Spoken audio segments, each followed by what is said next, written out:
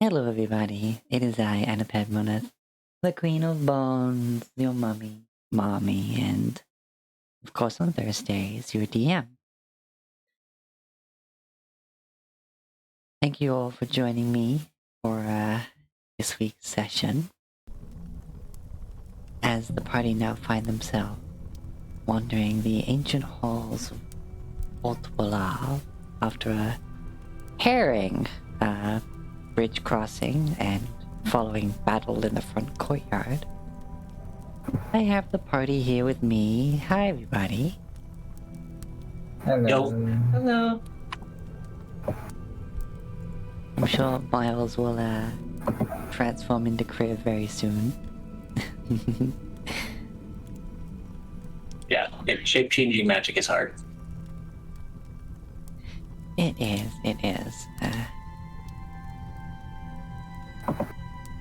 Biological shape changing, once you have it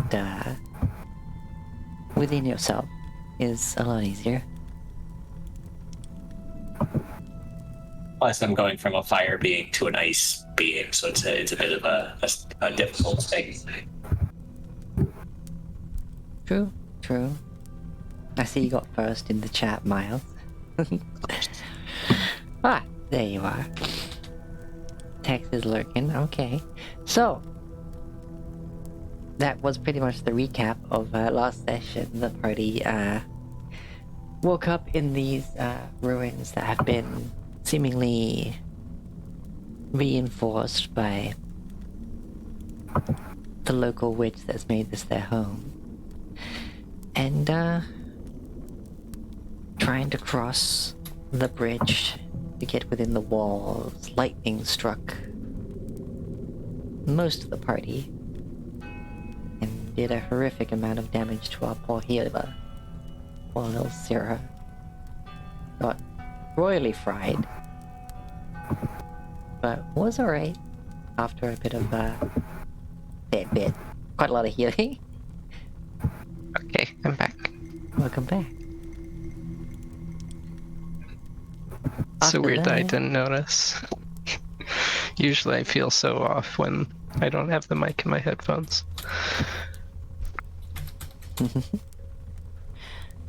So after that, a skeleton-covered doorway blocked their way. A dust rolling out came with cavalry, mounted knights of undeath, and a large behemoth emerged from this dust, and after some close calls, the party managed to vanquish them. As the dust cleared, the gate was left unburdened, besides its huge weight. But we got a lot of strong arms and magically assisted strong arms, so they were able to get it up just enough to be able to get inside. And so they found themselves right here, where you will now see, ready to explore.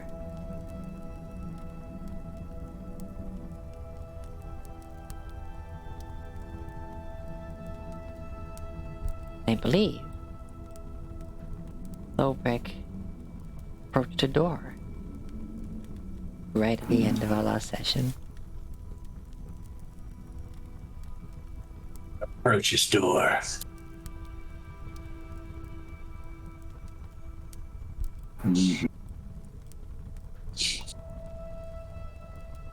Wanted to check it for like traps or anything before opening. Alrighty, go ahead. Roll an investigation.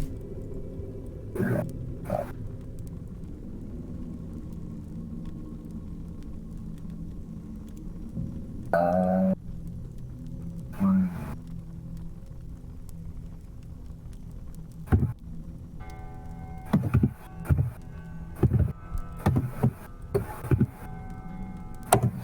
Works.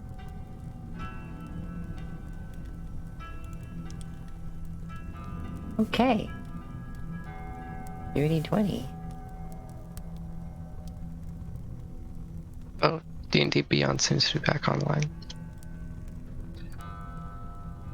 At least for me. Yeah. Hopefully it lasts. But checking over the door, besides the dangers of inhaling dust this old might bring, you find no traps upon it.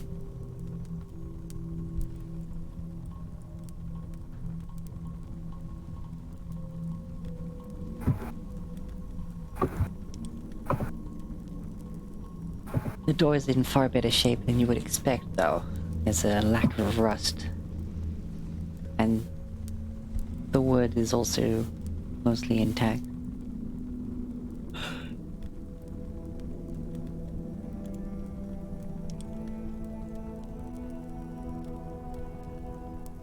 As you open the door with a bit of a squeak of the hinges, you gaze further in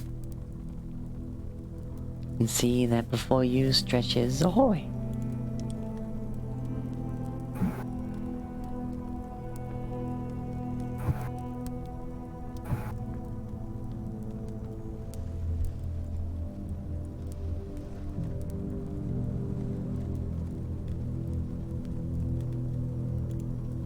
Do we know which way we want to go?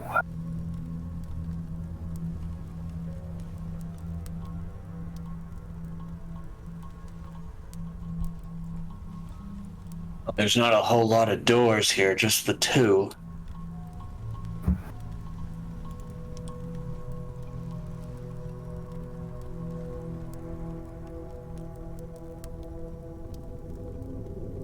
Try this door.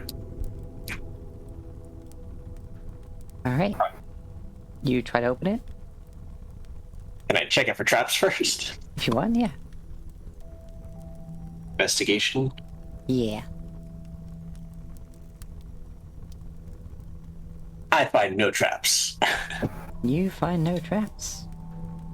And yes, I try to open it. It rattles. It appears to be locked. Well, I believe that answers that question. With this door locked, that's the only way forward.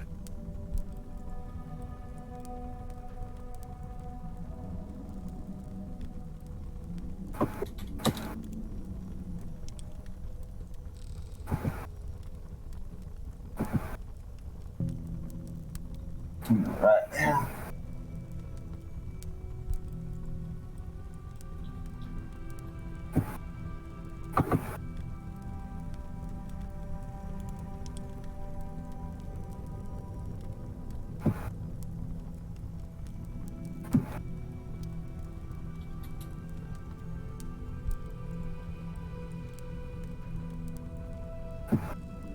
Well.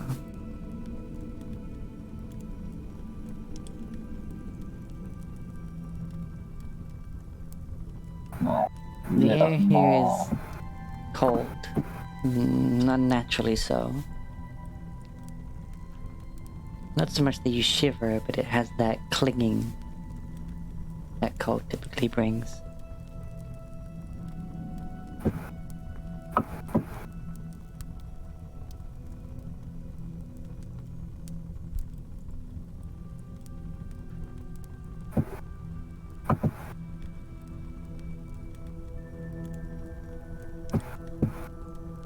Move into the doorway. I have a thing. I'm gonna try Divine Sense to see if I sense any undead within 60 feet of me. It's not giving off light like it should. Looks like it does to me, yeah. What? There's a torch on the like your vision doesn't seem to register the... Oh no, it does. It does, never mind. It's registering the light. Okay. Yeah. Alright, you are gonna sense undead. Right there. Divine sense, okay. Within 60 feet, there's behind total cover. Yep. If I moved into the hallway. Nothing pings for you. Okay. Got my mall lit up for the 60 feet of light. Did I put that on you? Hold on. 30 bright, 30 light, low, yeah. I think it's just always on. You never turn it off. Yeah. It's generally assumed that you'll light that up if you need it. Yeah. Mhm. Pretty much. Yeah, though you do also have 300-foot dark vision for me. Yep. I can see into the future. I keep being like, where's Rivet? But right, she's under Plex. Plex's token.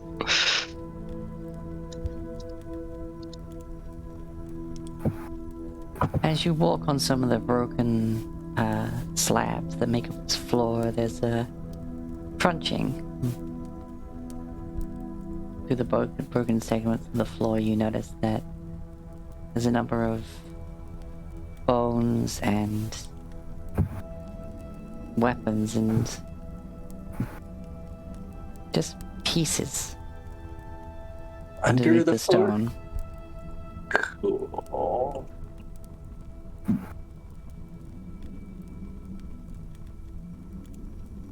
It's like this place was built battles fought.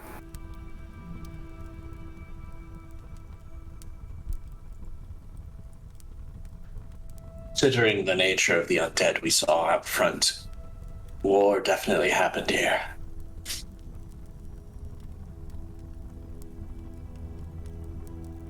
Trying to keep people within 10 feet of me.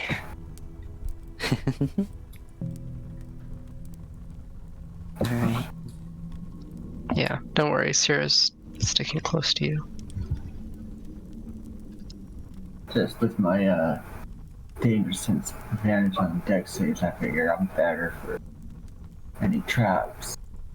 You know? That's only if the traps react to dex saves. Very true. No, for me, it's not just my saving throw aura. If combat starts, you'll get my Watcher aura as well, which adds to initiative.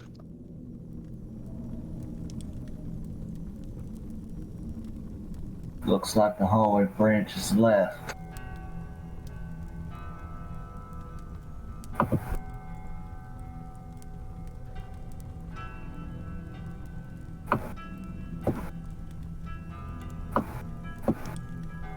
Now, are these torches actually lit? Yeah.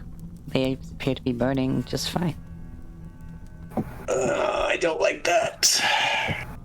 Unless they're ever burning torches, which I don't know if they are.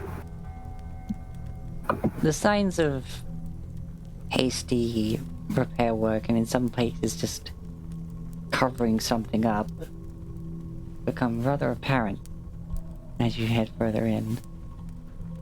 Seems that whatever caused a lot of this damage, it's been lived in after the fact.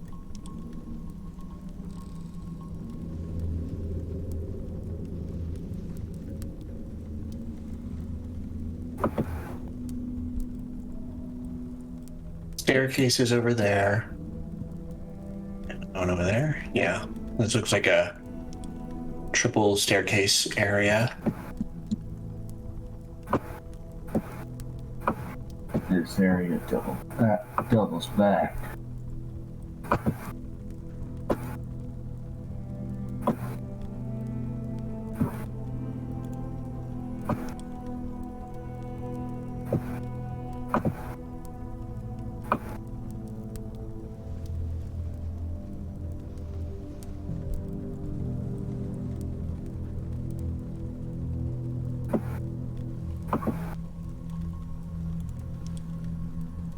Yeah.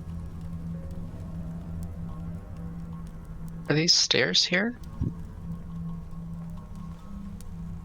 Where I'm looking? Yeah. That was the stairs. I found some stairs.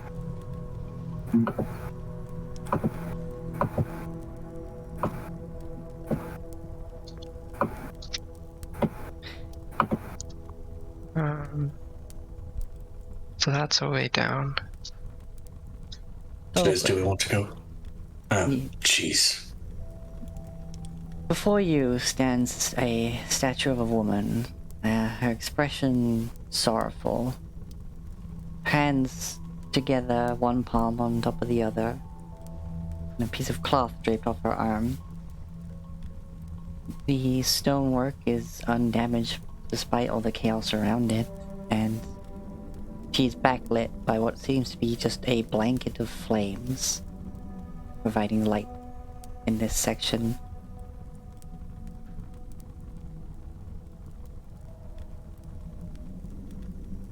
Do I recognize the woman in any way? Make a history check. That's fine. Come on, Philbreck.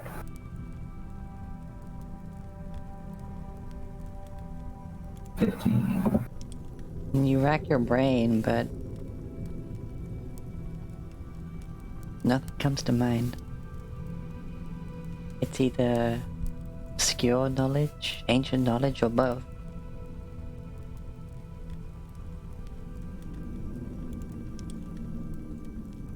Whoever this figure was may in fact have been lost to time.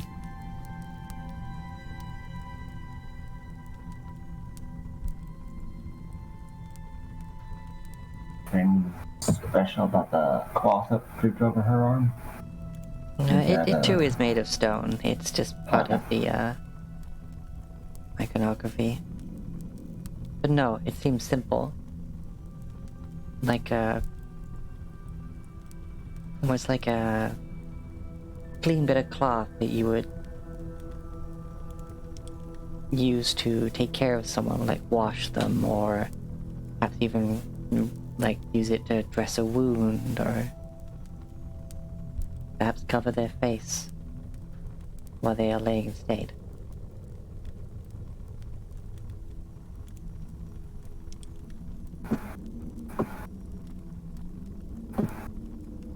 I found something over here. I'm not sure. Statue of a woman. Not sure who she is. Might be important.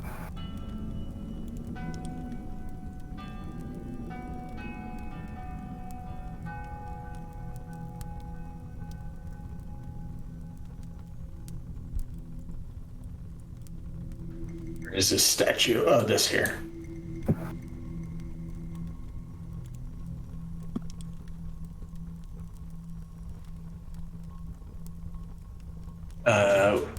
Would I, as someone from Alcor, and my history knowledge of that place specifically, know who this person is?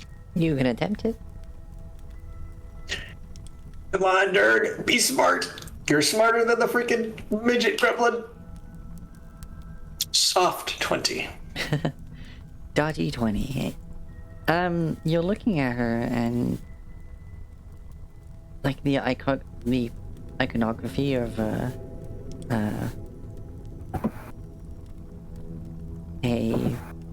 sorrowful yet sorrowful woman dressed in some ways to appear as like a caregiver, whether it be mother or nurse. But this doesn't fit any of them exactly. Especially with the flames behind. So I know it's a bit hard to see, but you are on walls, so I'm just gonna move you a little bit.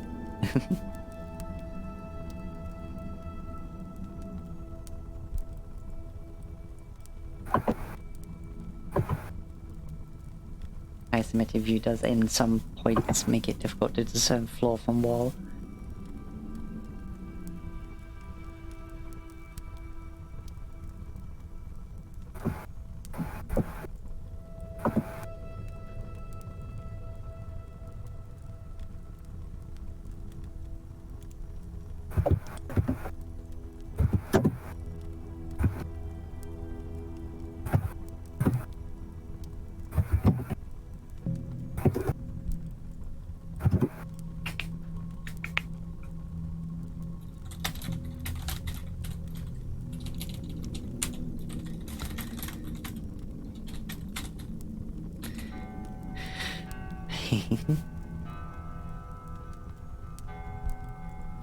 But overall, there's nothing malicious about the statues way it's portrayed, but you're not sure if the flames are unsettling or comforting. It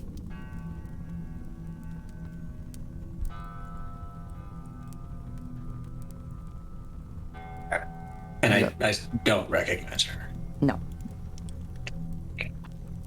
Like the motif can be similar to like some other entities, but none of them fit. Okay. I don't recognize her.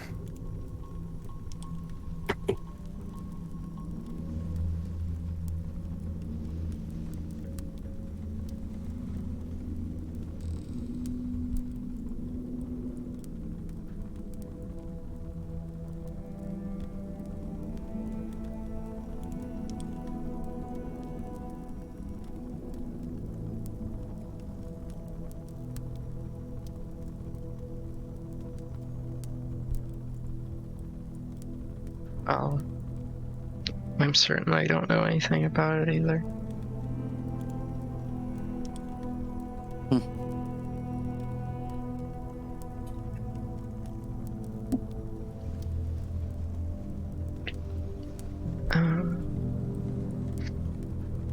All right. Is it dead end over there, Tallbrick? Yes.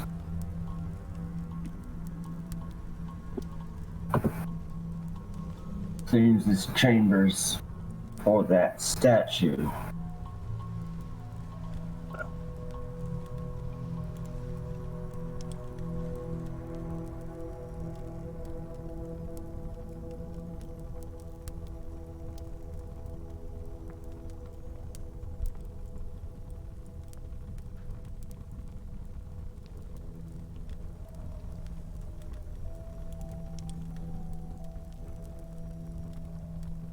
Well, let's see what else we can find. The question is whether records that we would be looking for would be higher up or lower down.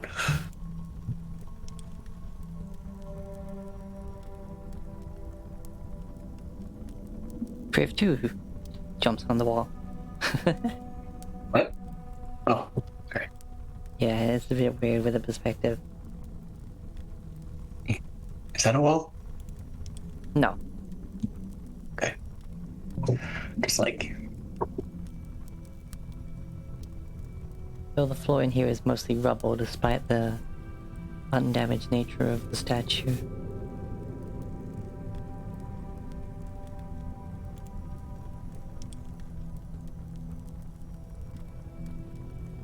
Well, continue on.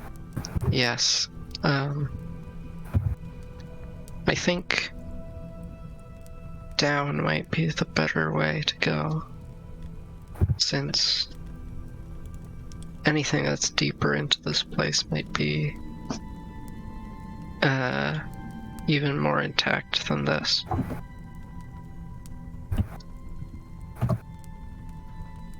Likely true. Then we'll continue down first.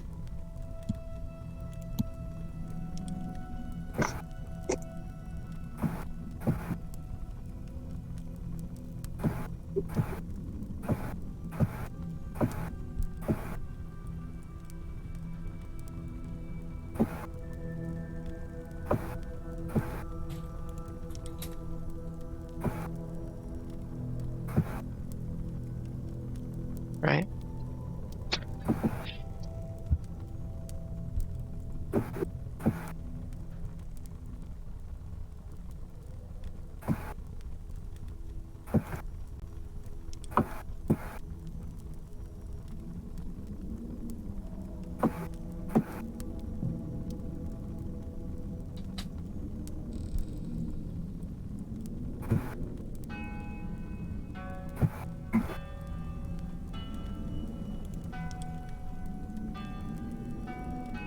Alright, heading up to this part of the room. You notice a training dummy wearing metal, bronze-looking armor, copper even, and a weapon rack with a singular blade, a long sword, and it appears to be bloody. And it's not dry.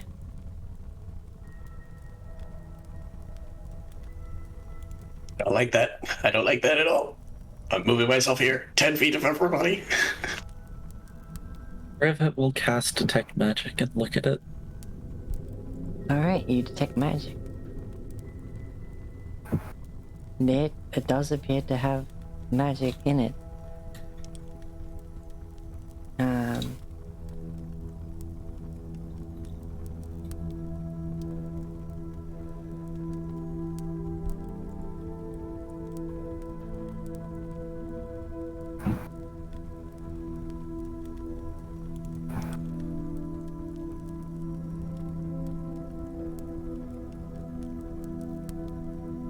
It is a...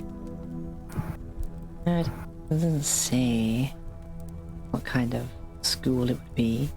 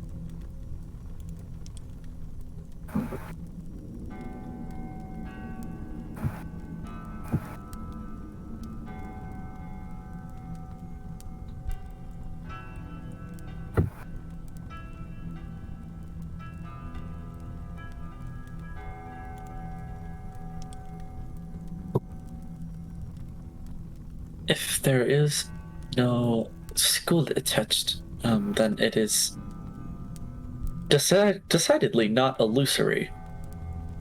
From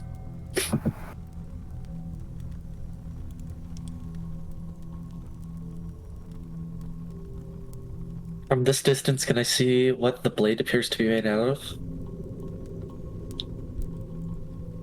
And looking through.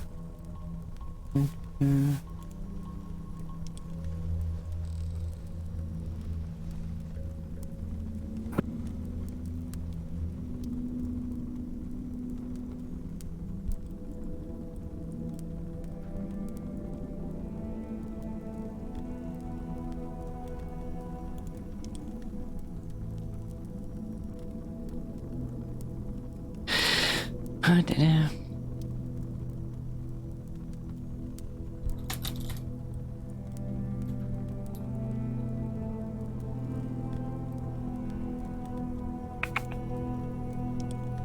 Okay. It appears to be a longsword of a black metal comprising the blade and most of the guard. The handguard itself protrudes as spikes by the side, almost as lethal as the rest of it. There's a detailing of silver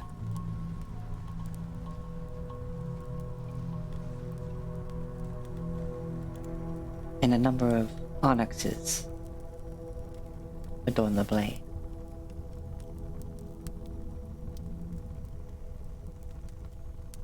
I'll be honest, a part of me is like, magic sword. The other part of me is like, that's a trap.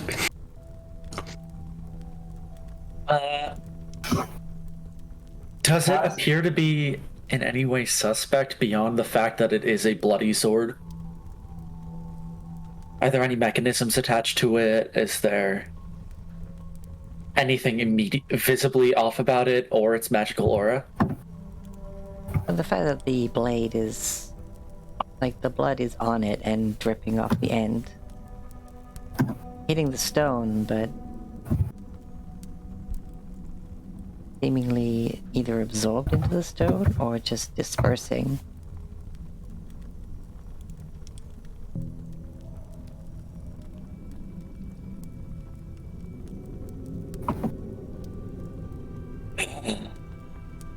Sierra has been looking down this hallway.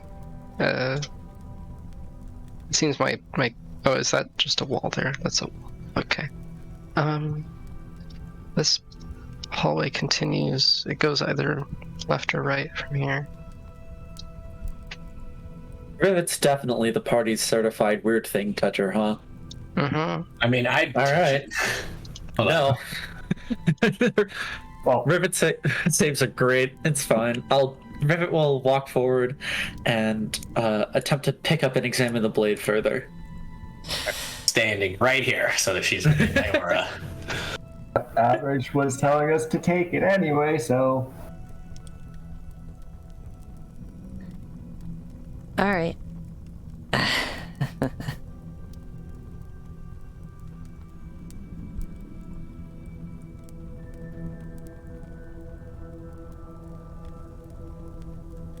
can I just say a note? This is probably cursed. Uh-huh. It's literally a sword that seems to be generating fresh blood. You think? I mean, to be fair, Cool, though. the butcher's bib does the same thing, and it is not cursed. Yeah, but who here uses longsword? I mean, I could. anyone who's proficient with martial weapons could. Sierra Just could. to say, all of us. Yeah. Sierra doesn't have a sword. She could use it. You're holding the blade and examining it. Barry, carefully picking it up to give it a look over. And with the consideration of identifying it, but she also doesn't want to hold the party up unless they have something they'd like to do for the next 10 minutes while she casts that. Instantly, in your head, Uh-oh. you hear...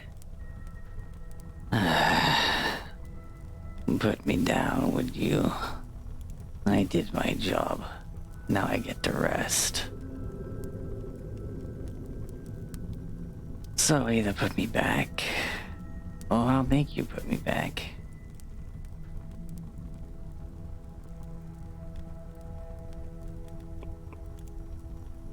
Hi there. That's all in Rivet's head. Rivet says this out loud. Yep, Rivet, classically being talked to in her head by creepy things. Uh-huh. Yet another thing in Rivet's head. If you wish to be returned to your place, I have no, problems with that. However, if you wouldn't mind, I would quite like to figure out... I'd like to identify you. Not... just out of my personal curiosity. Your wants are none of my business, or do I care? The Lich is dead. Now just let me That- rest. Oh, wait. Is this? Wait. Did it say lich? I'm sorry, Lich? Nothing you need to worry about anymore. Now put me down. I hate repeating myself. Sort of. Hmm? I'm nerding out over here.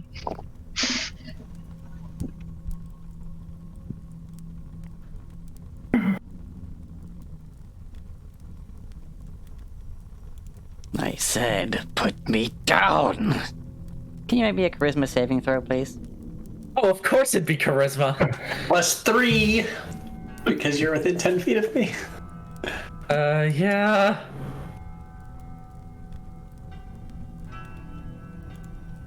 plus 10. 3 plus, and I'm throwing Flash of Genius on that. So 15 total. So 15 total. I don't think that's gonna save you. You Put the sword feel down. a will pushing into your mind, other than your own, but just manage to fight it back. Hey, I have enough. There's enough things in my head. Oh, by the way, you push it back, but not before taking 6 points of psychic damage. Okay. I'm gonna be honest. I really want this sword. Something tells me that isn't supposed to be saying the name of the thing in the chat. It's meant to be whispering it to me. Ah, damn it. The extension's borked. Oh, well, I'm proud that I guessed it before. You also notice that after picking it up, it kind of like, it's like you're pulling it out of the blood, and the blood just seems to disappear.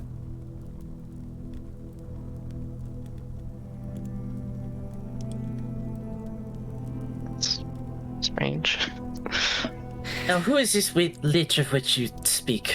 We are Ancient history. I'll admit, your resilience is worthy of note.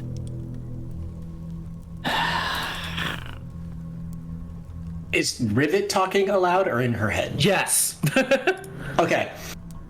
I guess the sword is speaking to you then. More, yes. more voices in your head. Great. A lich. Huh. Do you think O'Hagan could be a lich? I don't think he's been down here in centuries, so I doubt that he's been here. And also, if he's talking about O'Hagan, then that would mean O'Hagan's dead, which he's not. No, but hold on. Do I know? Or that the blade is wrong. Do I know about liches, like specifically? Because like I've got a theory in my head now, but that presumes Kriv would have to. For Kriv to know that, he'd have to know about a lich's phylactery and all that stuff. Does Kriv know about liches?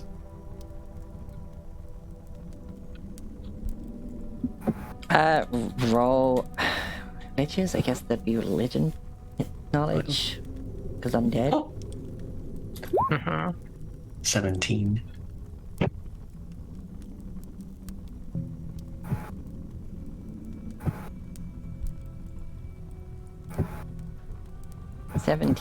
Yeah, you know that you can destroy them, but then they might come back unless you destroy their phylactery. Well, liches bind their souls to a phylactery to live, extend their lifespans. Isn't that essentially what O'Hagan did by binding his soul to Zelodio? I guess, but does Sarah know about liches? I need to be able to continue this Religion check, conversation. yeah. Okay.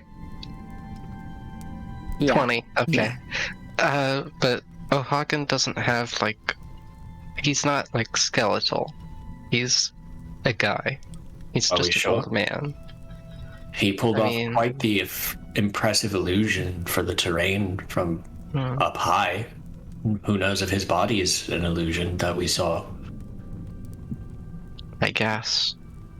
Yeah, I suppose he's capable of pretty much anything with the millennium experience. But I don't think he's undead.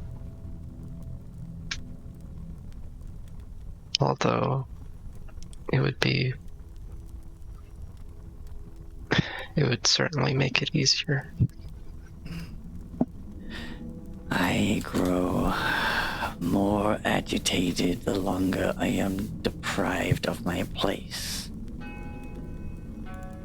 I lent my power. I earned this. Let me rest. It's not a very comfortable place. I'm not hearing this.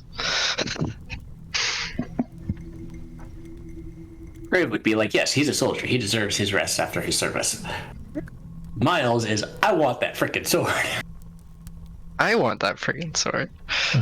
Honestly. I want the sword. God damn it! We all want the We sword. all want the sword. Well, I don't know what the Sword of Cass is, so... Okay, above none of us table, know. So- above table, the Sword of Cass is... Cass is a guy who worked with Vecna, who's a very famous lich. And the Sword of Cass is Cass inside a sword. I didn't know any of that. Yes. I was just like, cool, talking sword. Plus, technically Spellcarver might be better for Sierra since she has more spells on her spell list that would provoke not disadvantage. I guess. I mean... Oh yeah, true. I could just make some scrolls using my spell list. So long as you're trained in Arcana. Right. I like swords, though. Yeah. And Crib likes axes, so, that's where that's why. That's why Miles wants the sword. Crib is fine. Should Rivet also make a religion check to see if she knows what a lich is? As a side note. Oh. Yeah. go Or ahead. for that matter, an Arcana check.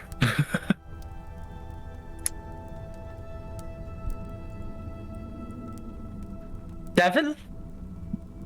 You know what a lich Gotcha. is. You haven't studied them much because you don't see a reason to.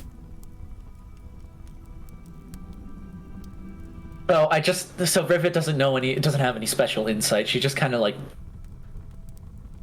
knows little tidbits about them.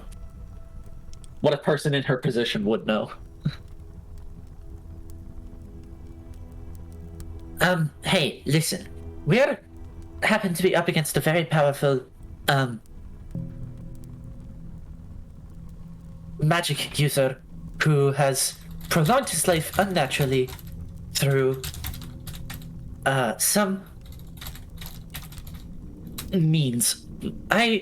You mentioned a lich, and I would love to put you back. I just want to make sure it isn't the same guy. What's this guy's name? We know him as O'Hagan.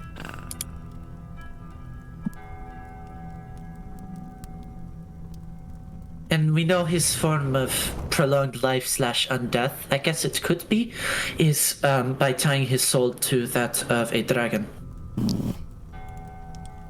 He is not my concern.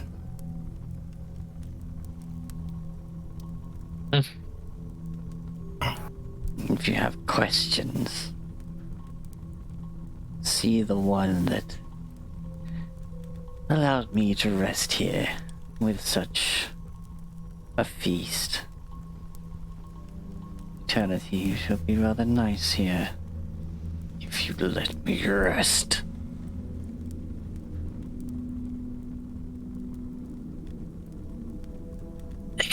Fine. She just puts the sword back down. He's a dick. Yeah. Wonder if he can still hear you. I hope so.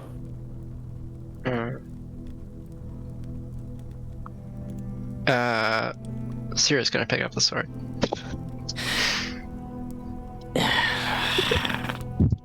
Oh, jeez. For your friend's information, I can hear you all. Oh, thank What? you so much, Harpavian. Follow. And famous. What a gift hearing is.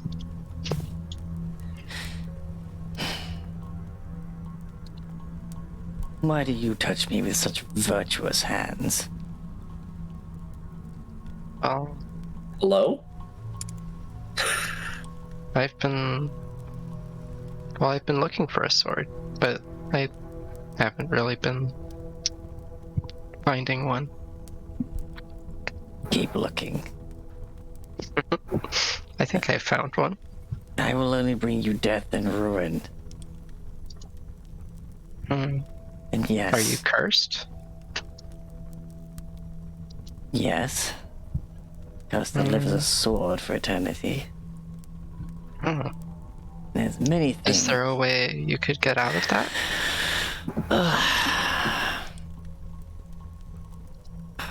Well, not that's been found, not that it knows. So, a quiet eternity knowing that I undid that lich in the hands of a worthy adversary. It's enough for me. I dare not join the others in that collection that black-feathered bitch seems to keep. I see. Well, maybe we can find a way. We're trying to do some pretty impossible things. Oh, well, if you've managed to think of a way, well, you can come back and fight me. Now, please.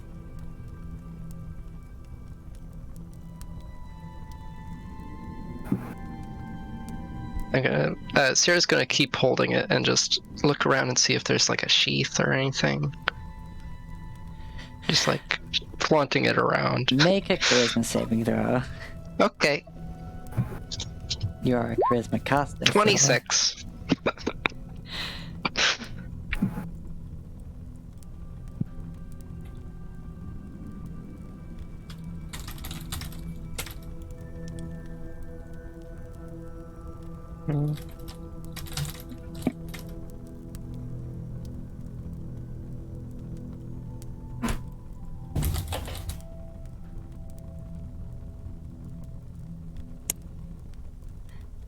Okay. Moving away from me so you don't get the bonus, whatever. Not like that would have Fine. changed anything. You take 11 points of psychic damage. Okie dokie. Clown dog. Ah, alright.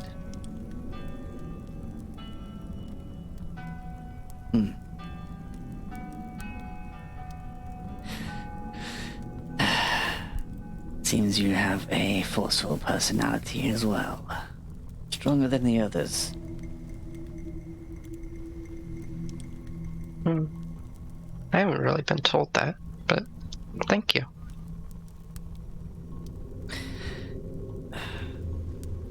Sure. The longer I am left out of that blood, the more trouble I will be for you. This is a kind warning. I get way more agitated the longer I go without blood. That does seem a little scary. Want to ask someone some questions? Down the hall, you can find a way to unlock that door. There's an alchemical lab. The one that made me this device to keep me quenched.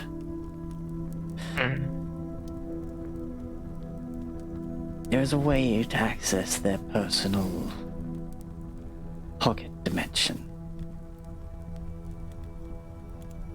I don't want to spoil it for you, but it's there. Now you know it's there, so you'll be looking for it. Is that helpful enough? Can I rest now?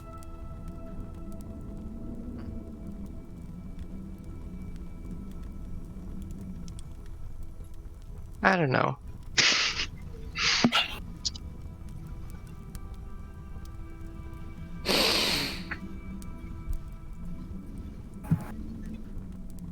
Maybe I need a new purpose in life. To bring ruin to you. Oh, don't be like that. No, I will. I don't think you would. You seem too nice. Nice. Nice. Make another charisma Yeah, you saving throw. complimented me. Can we see Sierra's nose begin to? 24. You take 10 points of psychic damage. Okay.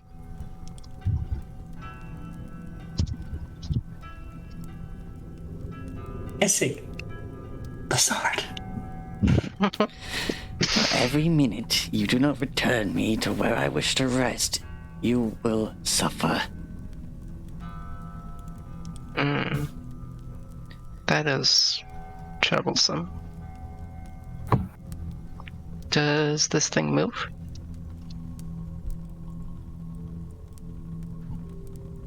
I have no idea what effect that would have on the enchantment.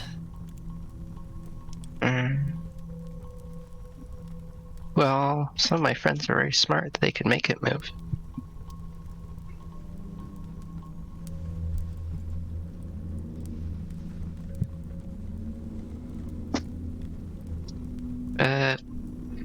Well, I guess you're a little stubborn meanie, so I'll just put him back.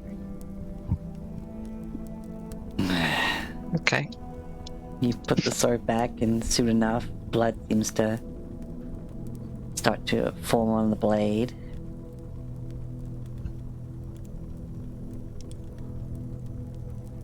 Exactly.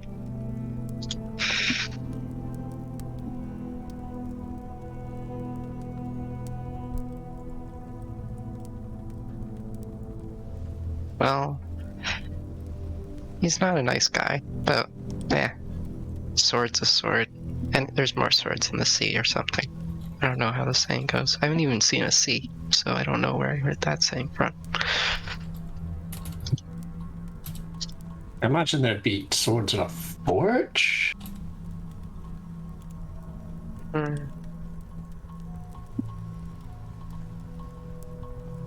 Anyway, it said that there's a lab down here, and we can find some sort of pocket dimension that has information in it or something. And someone made this device for it to bathe in blood.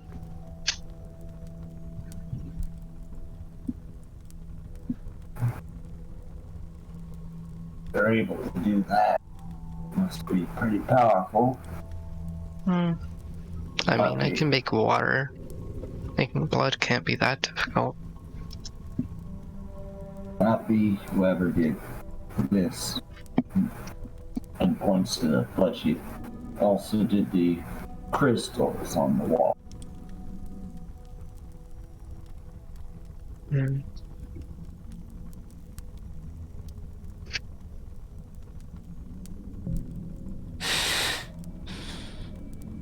There is like an angry aura that's slowly subsiding the longer the blade's there.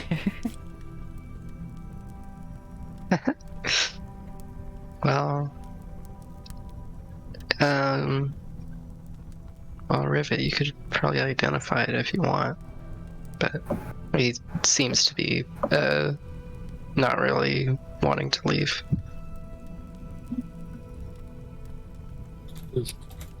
I'm not sure I want to talk to him anyway. Oh. Especially if he's gonna bitch for the 10 minutes I have to deal with him. Exactly.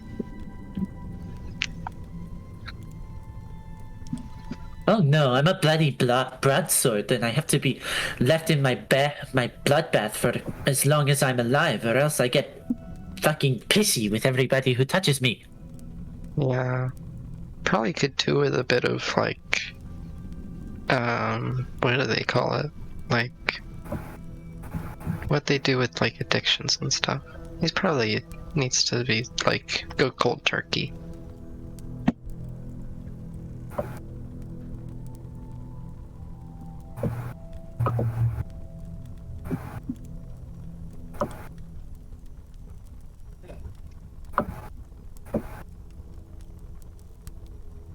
It's like we took a long way around. Oh. Wait, how did we go down? I think those stairs go up, and I thought they went down. They looked like they went down. It was just perspective, I suppose.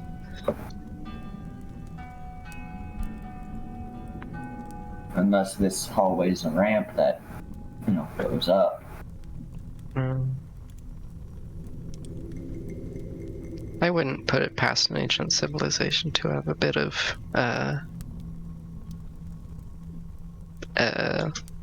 strange architecture. Oh, I is am there going like... to Oh, there's a check- door here, I see. I'm going to check it for traps. Alright, make an investigation check.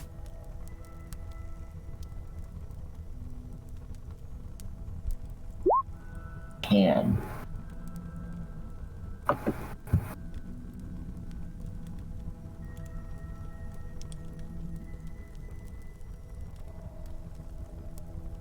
Can. It does not appear to be trapped. But it is locked. Door to the lab's locked. Couldn't find any traps.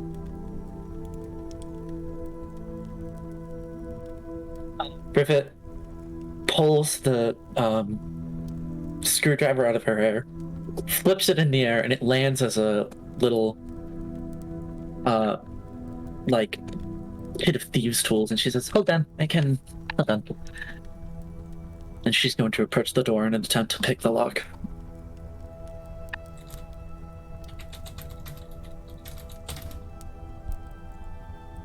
Alrighty, make a sleight of hand check. Oh, I guess a thieves' tool check because you have screwdriver. Yeah. Just double checking.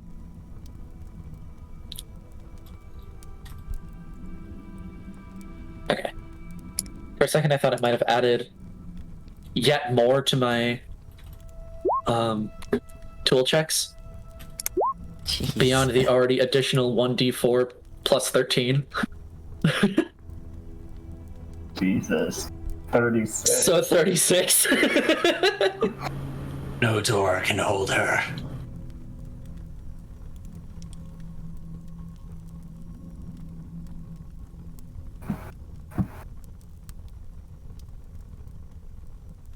Okay.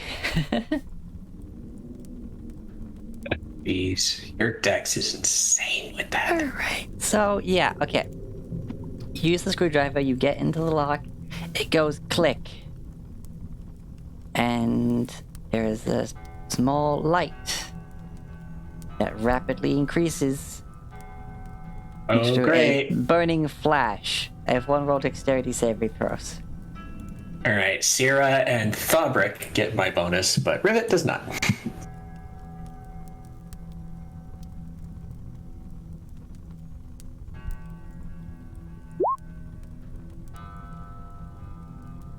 Oof. Oh no. God damn! So 9, 14, 9, 8. Ow.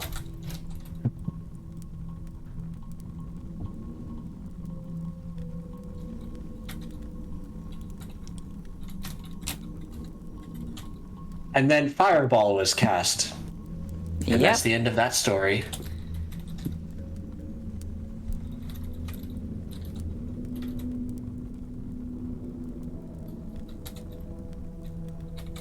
Rivet should have focused with her detect magic, but in fact she was too distracted at the pissiness of the sword.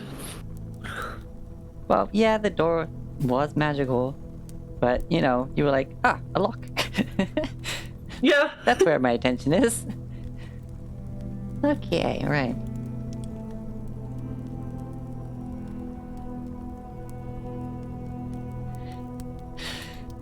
Well, unfortunately.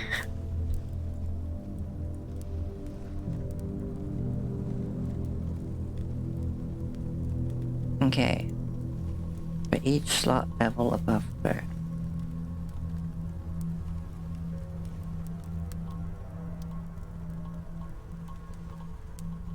Okay. It explodes. Here come the dice. Boom goes the door. Did we seriously just get fireballed? Yes. Yes. So Hi, cat. Wait, hold on. Yep, that's right. Okay, 38 points of fire damage. As a fireball anybody just goes save? boom. I have resistance to fire damage because of my neat armor. As Cool. Rivet sees it light up, she suddenly realizes her mistake, and she will. She reaches out with her gloved hands, and almost seems to catch some of the fire as she casts Absorb Elements. Ow. I knew I shouldn't have sold that fire resistance ring. You still have one. Yeah, we do. I have Really, it, yes. Really, I should be attuned to it for now. But whatever. I'm fine. Ow. However, the door is no longer locked.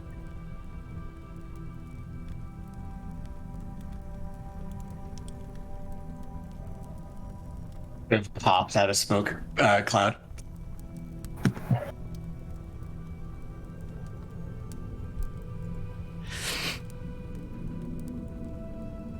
Okay.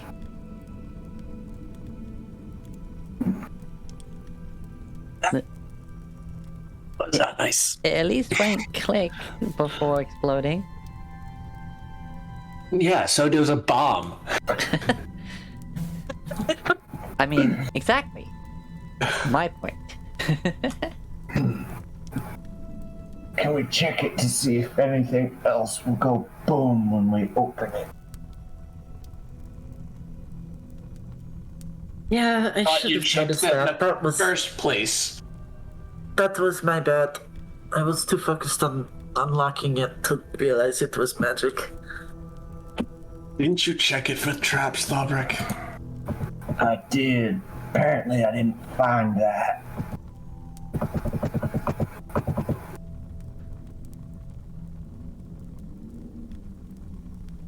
Rivet lets the door swing open. Inside, you see what appears to be a laboratory?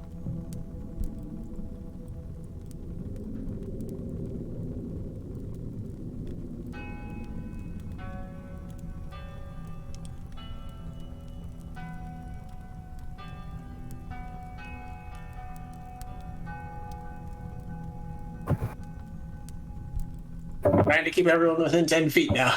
Rivet moved a little bit past me, not that the +3 would have saved her, but No. that deck save was not good for us. Oh, I don't like the look of that thing in the middle. That looks like a pit of blood. Oh, this thing here? Or a giant gemstone. Looking at it as you get closer, its faces are seemingly rigid and it has a good shine to it. It does appear to almost be like the biggest ruby you've ever seen. About to say, is it a bloodstone? This person obviously works with blood for that sword thing to have happened. Yeah, swirling within this mount or containment or something. You can see movement in it, like those liquid center D20s.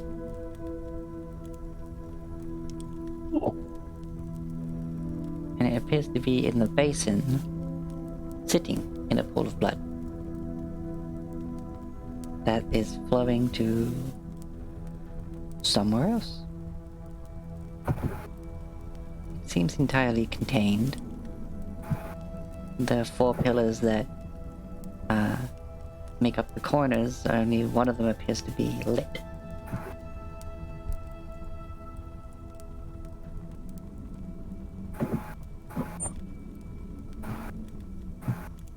Okay, with the theme that's going on here, I just had to choose my sanguine dice for this. Squishy. I forget what dice I'm using. I was using Treasure Hoard, but now it's like, okay, heartbeat blood dice. Let's go with that.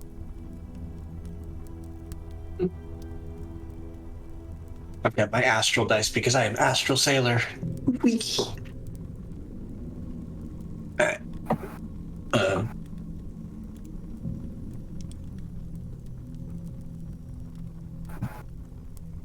Getting ahead of thing. I see what looks to be a skelly man in wizard hat. Yep. I don't like this at all.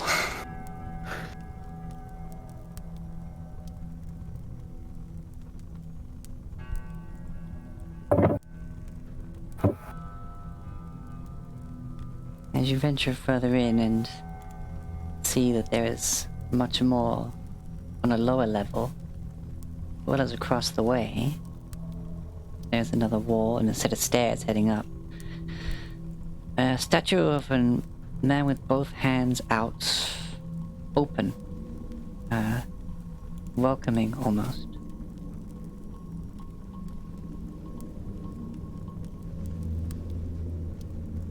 Strange device of what appears to be copper and glass is seemingly being monitored, attended to by a skeletal figure in a big wizard hat. Or witch hat. It's a hat. It's a floopy hat. And pointy. White brimmed. Stylish.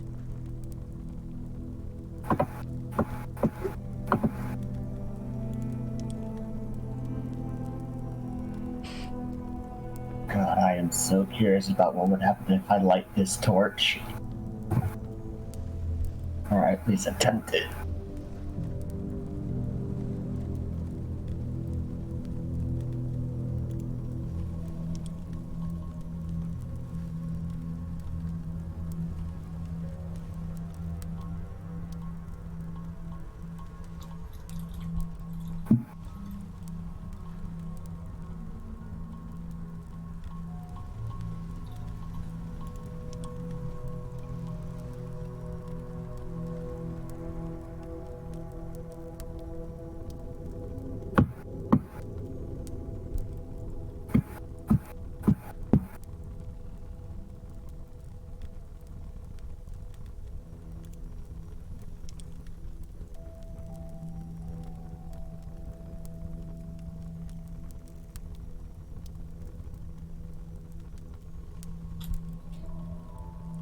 The skeleton is friendly.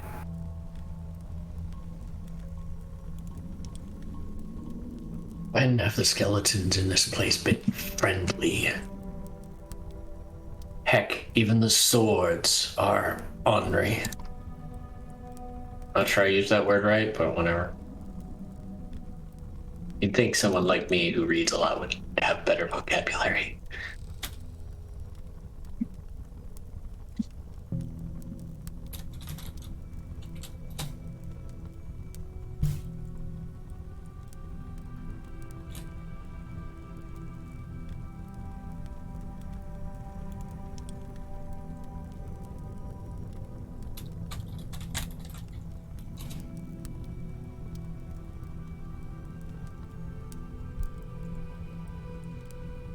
From this distance, is it obvious what the skeleton appears to be doing beyond monitoring this? From the air, not Or is it- really, because it's still, like, Yeah, you're not fair. close to the edge at all, so you can't really see down very well.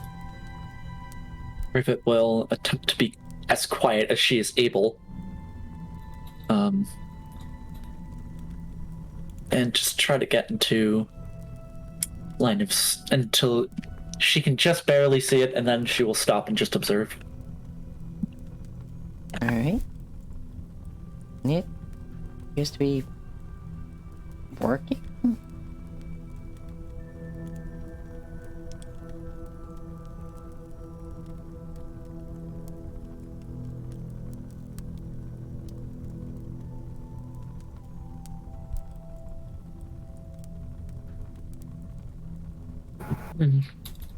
I'm gonna have to try and sneak over to this corner without being heard.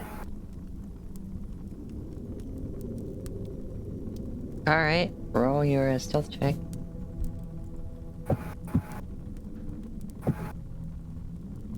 +0. Come on. Whoa, 17. crimey timey, thanks for the follow. We wrap you up in some nice comfortable bandages. Welcome to the mummified. 17, you get to the corner and it hasn't seemed to have reacted.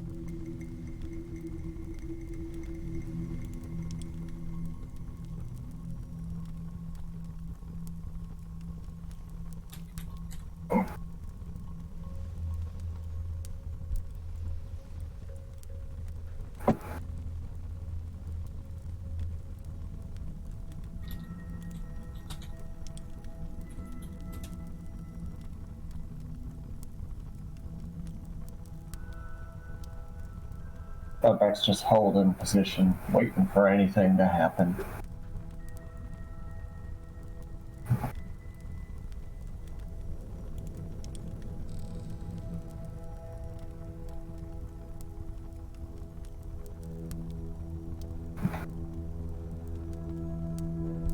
You wait. And you wait.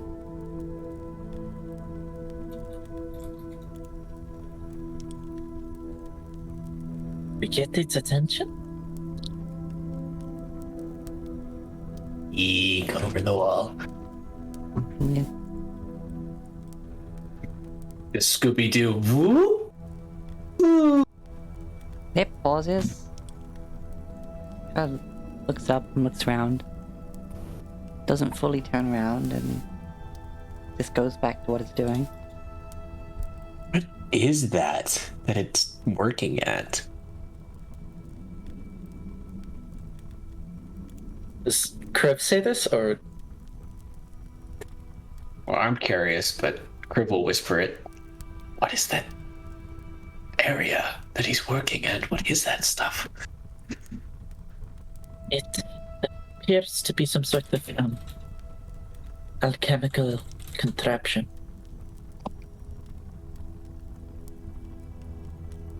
Or at least from what I can see here.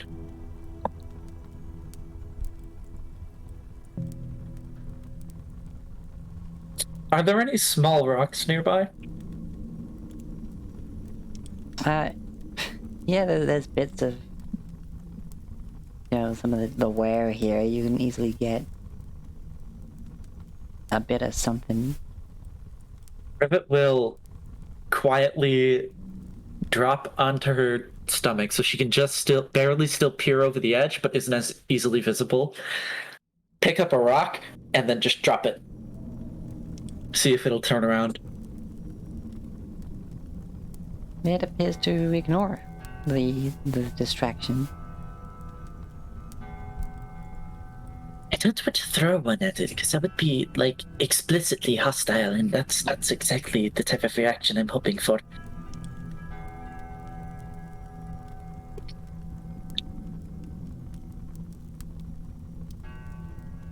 He's Ciro's the one who got the message. I don't know if she my brain. She told us about the subspace, right? The hidden plane that has the sort of Kaz told her about. Yeah, she did mention the pocket dimension, if I remember correctly. Well, we're not in a pocket dimension, I don't think. Do you think that skeleton works for mage that did the thing for Kaz? The sword? It might, but hold on.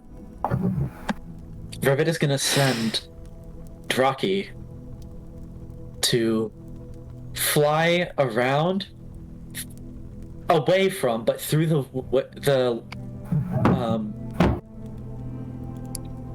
skeleton's visual space, and then just come back. I'm drawing the pathing.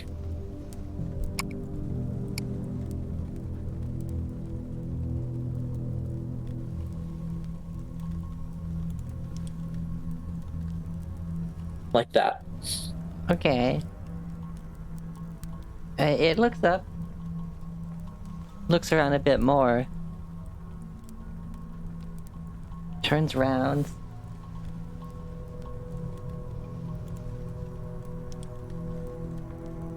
And starts walking over here.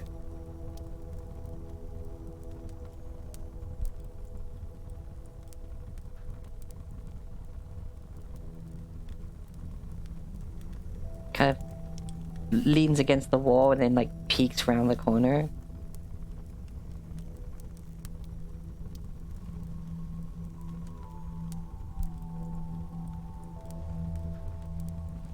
Fascinating.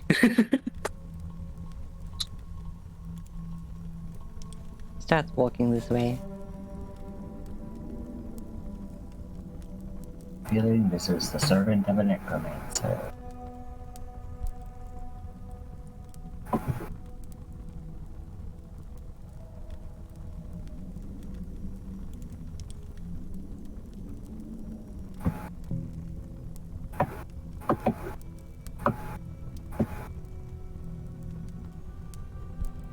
What is the brick looking at? Some metal and some glass and a lever of some kind, and seems to be surrounded by water. And what is Rivet looking at? Some form of alchemical device, some transmogrifier or distiller. It's often the same look to them. It appears to be surrounded by water.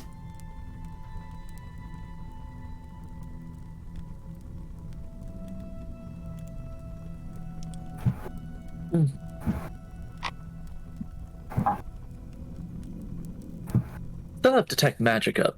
Does it look at, can I tell Oh, the room using is detect magic is with a light. Like, Oh. just not blinding, but there's a lot of magical contraptions and effects going on here.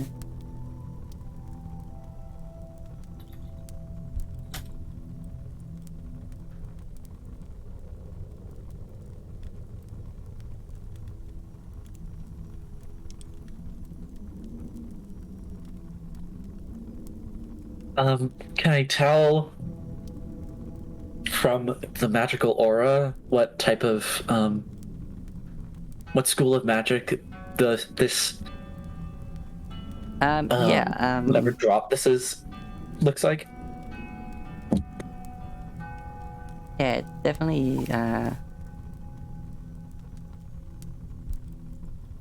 wait, hold on.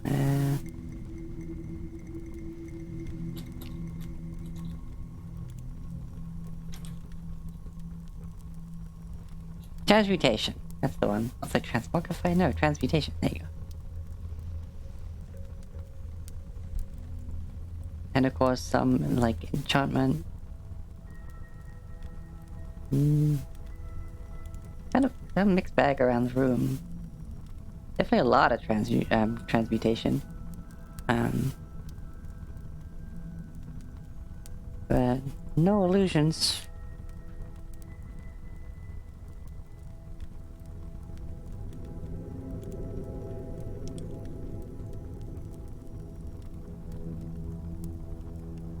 Don't want to accidentally start a fight when Sierra is not here. I'm here. Oh, I didn't know you were back. Okay. Sorry. You know what? The fact that your token moved should have probably tipped me off to that. Conjuration magic anywhere? Yeah. Of course, it could also just been audio moving it. Yeah. Yeah. Yeah. Okay. Anyway, I'm back. They'll say I'm curious about what happens if we light those 3 unlit torches on Bloody Jewel. My instinct says nothing good. Probably. Rivet's gonna walk this way a little bit and just peer down the hallway. You peer down the hallway, you see an empty, unlit. This way. Oh, that way. Oh yeah, you see The way the skeleton went. moving up while you see the skinny man kind of go around what appears to be some form of shelving, and then behind it, you notice a strange green glow coming from the other side of the bookshelf, or just shelves in general, I should say.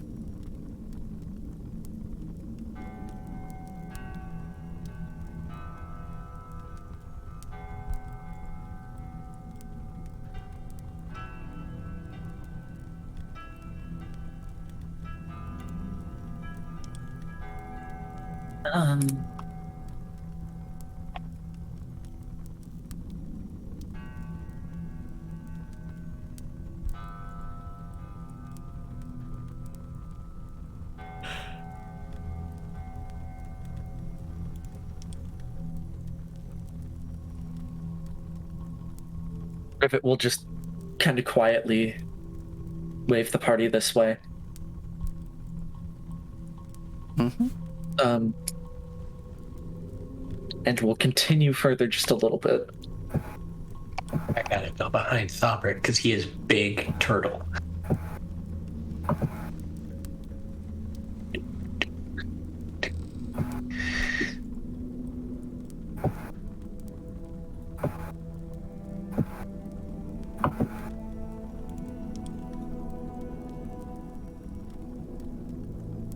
Rivet will move to just behind this wall and then look at whatever this is Mm-hmm. to begin with.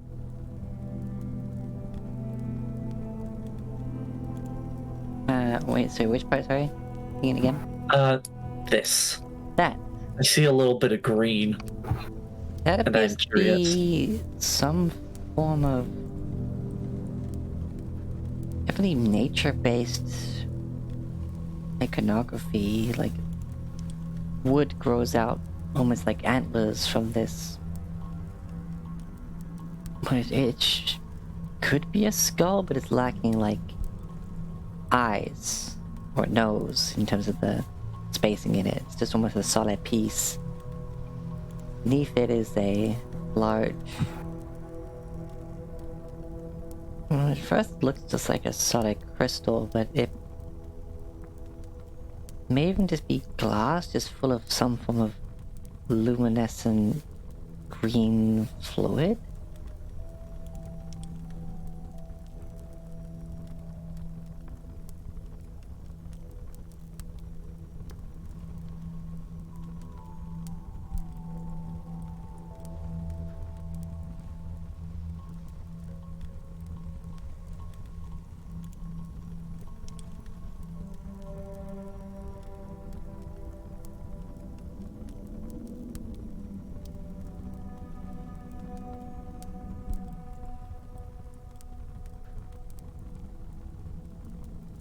Does it have any particular aura of magic on it? Well, obviously it has a magical aura, but like a school of magic. School of Magic? Oh, cool. I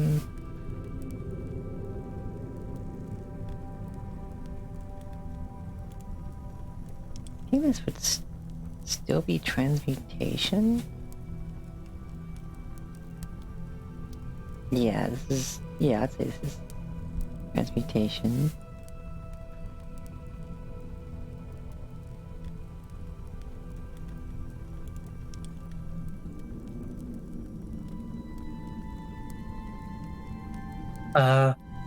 Rivet says, I don't want to touch that. Okay, well, I really want to touch that, but I think that's a bad idea.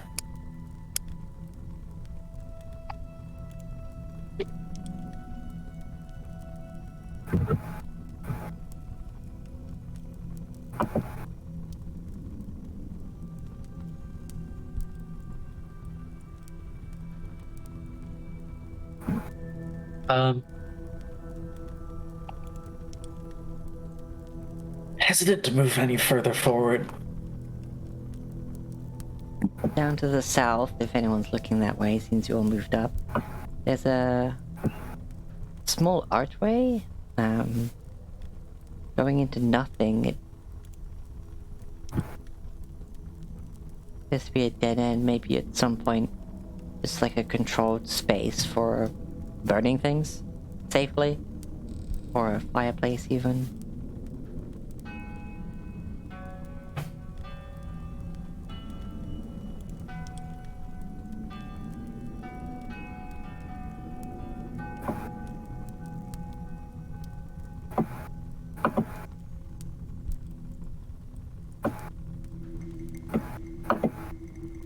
This place is definitely of interest, but I'm hesitant to go down there with the skeletons at our back.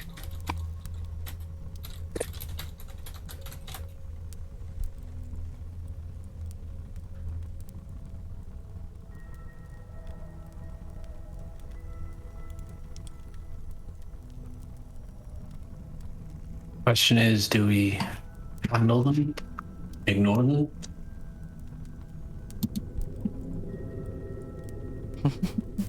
If they're possibly the servants of whomever we're trying to get information out of, attacking them would not earn us any good favor.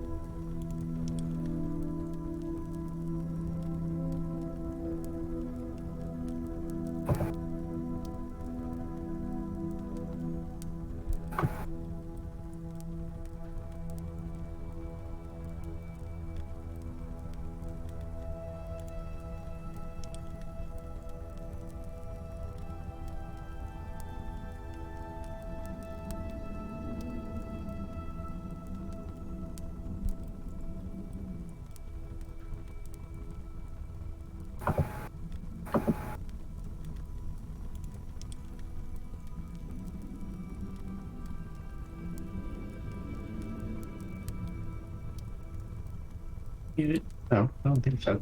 Yeah. Philbrick wanted to do a quick, just cursory look around this area.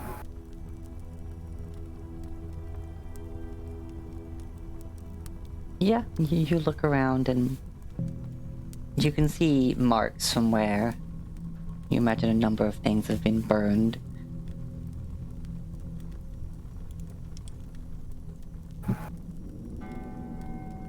Any further than that would need like a perception check.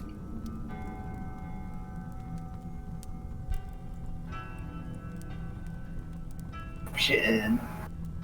Aw. Perception 19? Yeah, above you there's what seems to be old pots on ramshackles, barely there shelving. One pot appears to be intact. There's a hanging brazier providing some light from above. Nothing particularly interesting.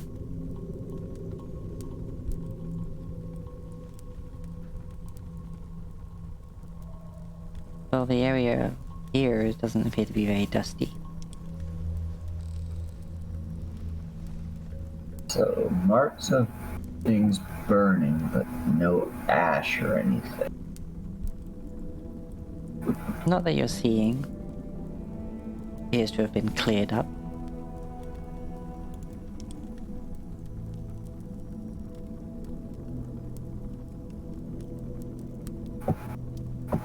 He's gonna go back to the group.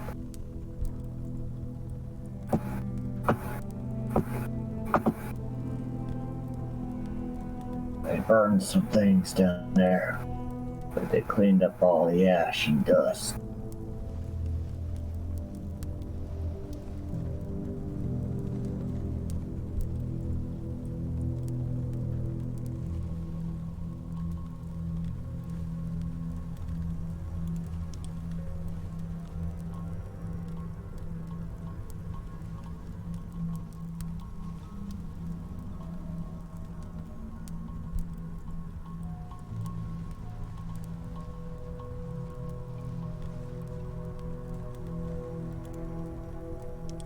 Well, if there's signs of burning, there's all the possibility that that's just another booby trap. Or for that matter, it could be it could be where they cast a spell to get to the pocket dimension that was mentioned, but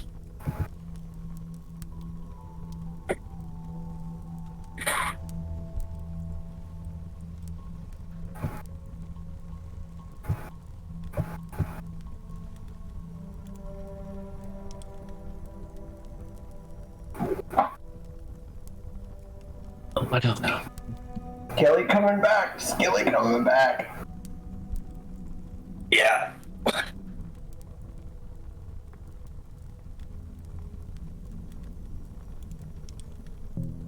I guess we're gonna find out if he's friendly. Yeah. I think that's part of it. here. Rivet's just gonna remain calm as best she can as Keep calm. the skeleton continues. Keep calm, Rivet. They're more afraid of you than you are of it. Yeah, it's just kind of standing there, like it was very obviously like cautiously approaching.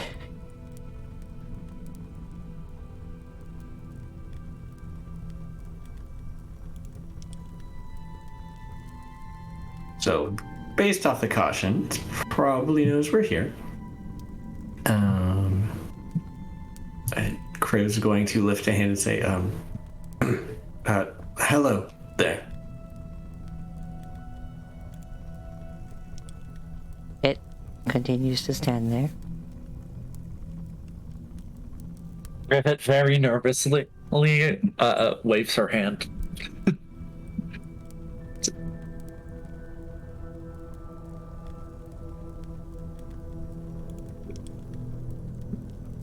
It's within range of my detect magic. Do I detect... What type of magic do I detect from it? I mean, it is a creature.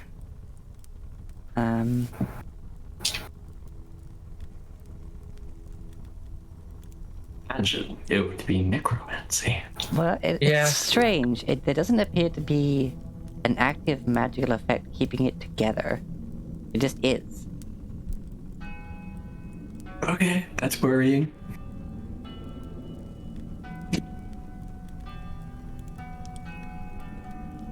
Not right It, now. it like lifts the hand up and points at your waving hand, and then it puts its arm back down again.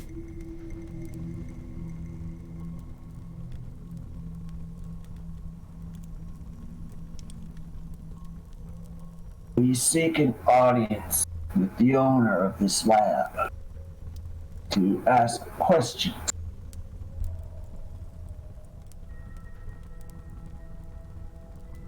Steps forward again. It brushes off its robes and stands upright with both of its skeletal hands just on its stomach, well, where its stomach would be. Where there is just robe.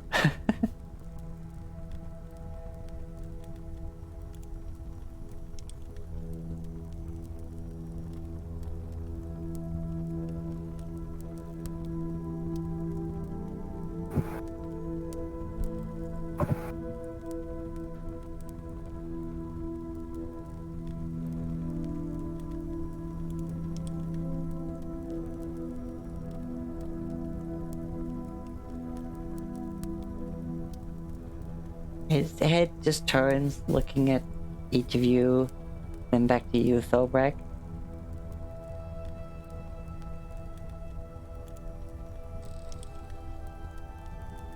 It extends its right hand and does like a circular motion.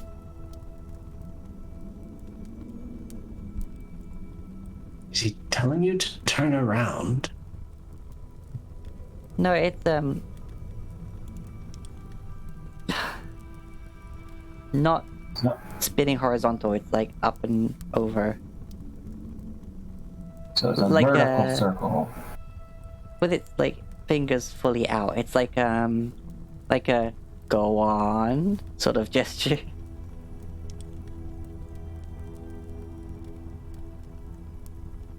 We heard these rooms belong to the ancient fire dragon.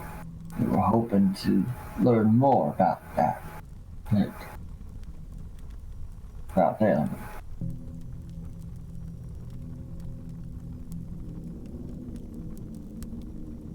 Its posture slumps.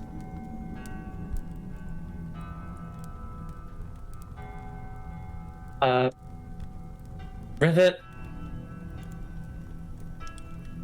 decides to just give something a shot, and we'll attempt to use her knowledge of common sign language to attempt to communicate with it. Alright, what do you say? She just asks it if it's able to sign. It signs back. Rivet out loud says, "Oh shit!" If you don't have vocal cords, you gotta make do. Hydrate and stretch.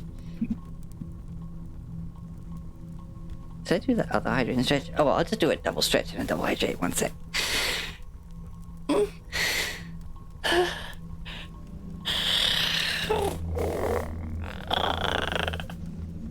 Everyone else hydrate and stretch too.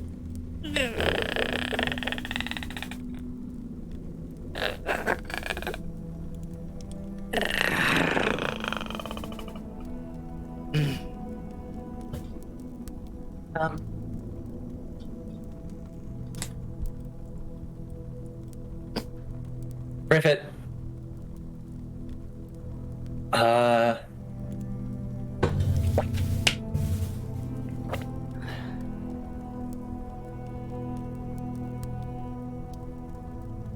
Rivet will just begin by asking it for its name.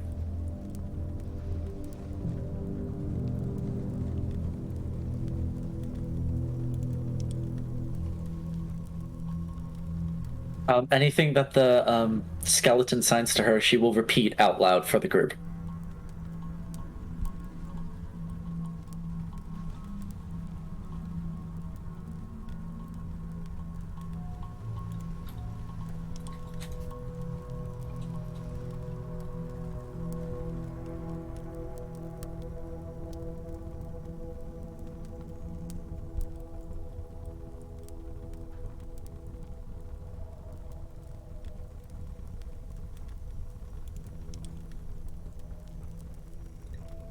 They sign back to you, Isavia.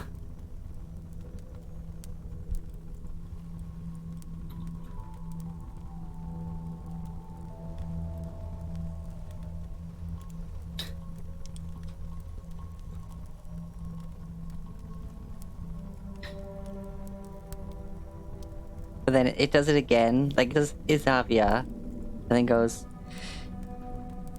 Isavia.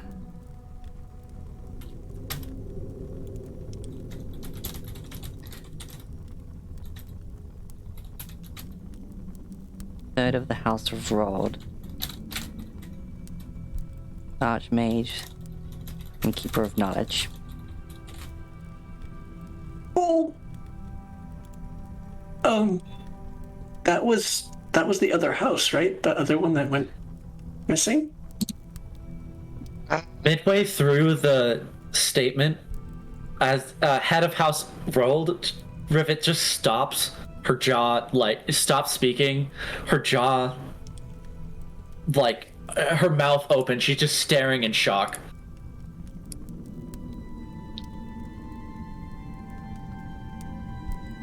She asks right? quickly, "Yes, you are." She quickly asks if Isavia is able to hear as well.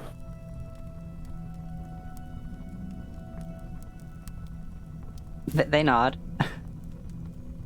They then hold up a finger. They turn. They disappear for a bit. And they come back without their wizard hat.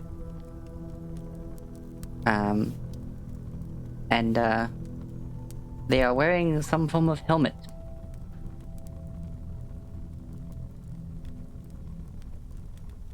And they sign to you.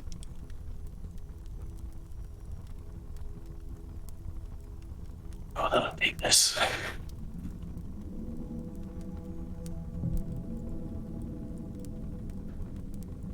I can hear. Now I can understand. It appears Okay. the tongues have changed, but the signs have not. I see. Rivet holds up her hand.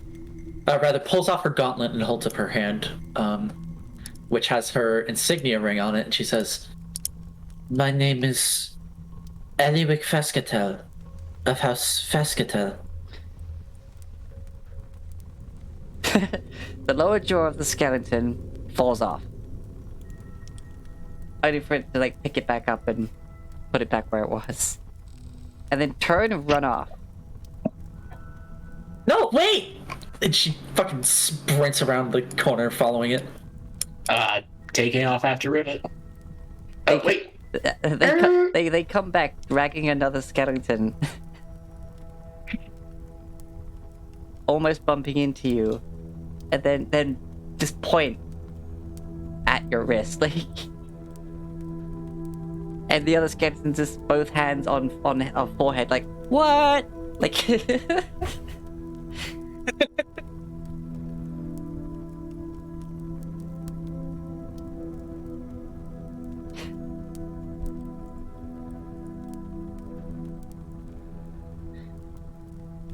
The first one signs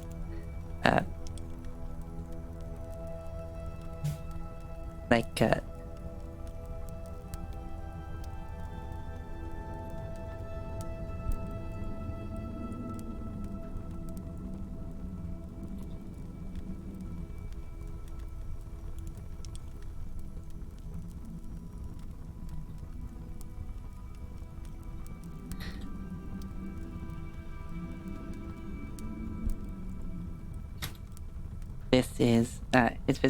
this is my partner Esorin.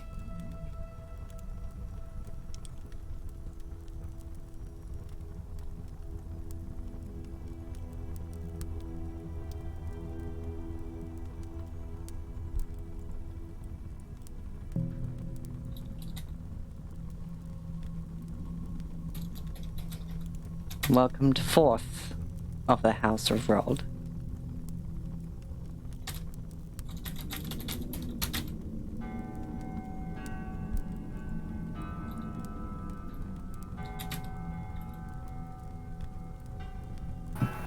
Archmage and Alchemist.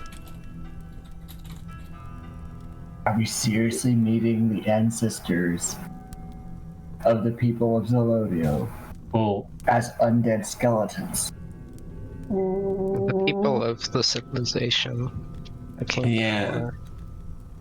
So a little backstory. Basically, there were two houses of the original that were erased from history, and Rold was one of them because they were trying to push to the original purpose of returning to the surface, and Ohaga didn't like it. And do you remember what they were in charge of?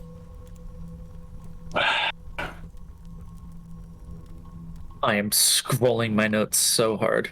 I don't have my notes. Oh, right, yeah. They exploded. Let me think. You had, I don't even remember the name of the other house, but because we encountered one of the houses with that woman who was like doing the dragon stuff up in Alcor. Her house, if I remember correctly, was supposed to be in charge of preparing the people for descent back to the planet. Sort of like, okay, here's what you'll have to do, or like preparing them for the actual like leaving of Alcor. I don't remember what Rold was responsible for.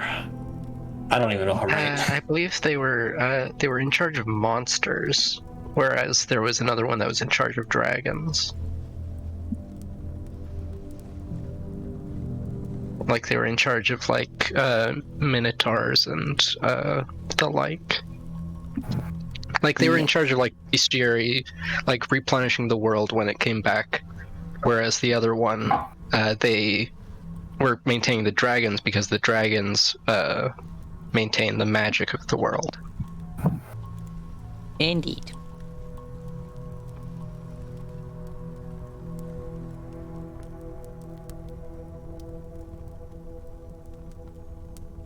As it would be a boring world without the many creatures that live in it.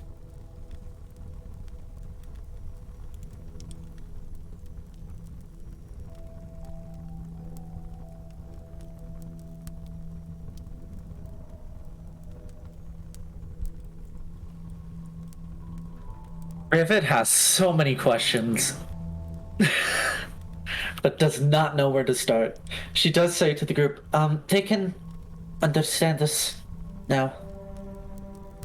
Although I will have to interpret for them, but I have no problem doing that. Friendly, at least. That's good. They look at each other for a moment. There's a pause, almost like there's a brief exchange, and look back to you. The one with the helm signs out as your house merged, your insignia is different.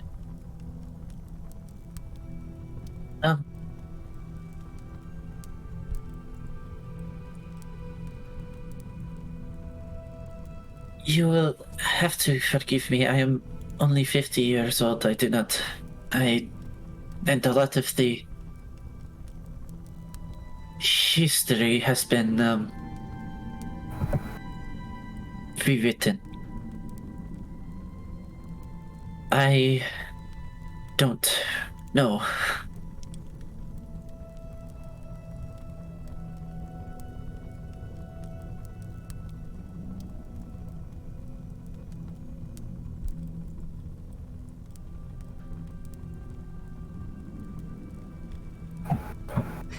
They reach out at first and then like hover hand and like slightly retreat their hand, and then they sort of gesture the other hand in sort of like a "do you mind" gesture. It's that, yeah, it's fine. Yeah. They put their hand and they cover the new half of your symbol on your wrist. And then, It's a signet ring. oh, the signet ring. Sorry. Okay, so you look at the ring, not the mark on your wrist. Okay. Not the mark on my. Okay. Mark's on her right bicep. Oh, okay. My bad. I thought it was a wrist thing. Okay. Right. So never mind. They don't make that comment on your ring. Just the ring. Clarified. Yeah. Okay. Okay. Seeing the rings, like.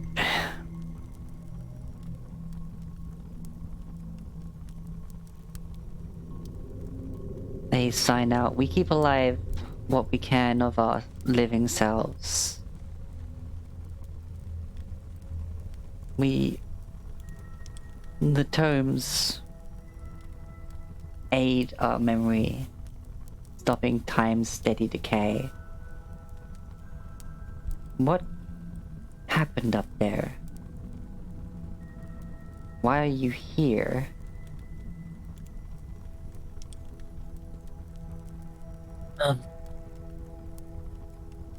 Is the name O'Hagan familiar?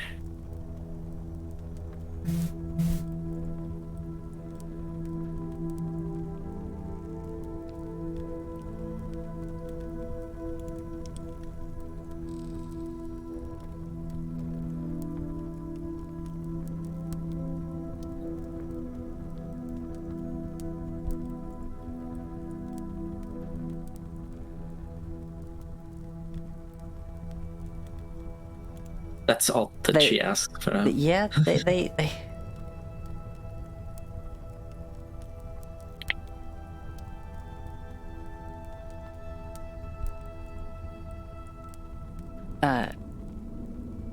which one?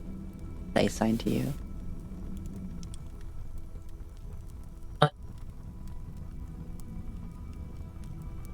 The Grand Wizard O'Hagan.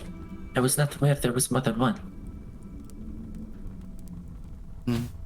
They sort of look at each other for a bit.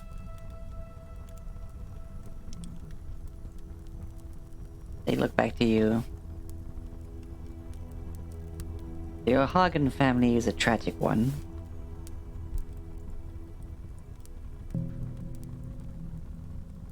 There are none that we would know as Grand Wizard, but youngest. He showed promise and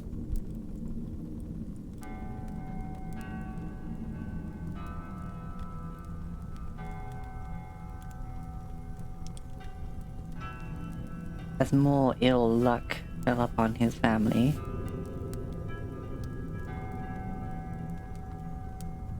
Despite a lack of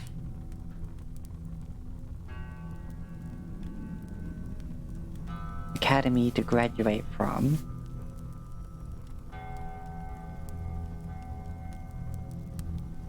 perhaps Grand Wizard would suit him.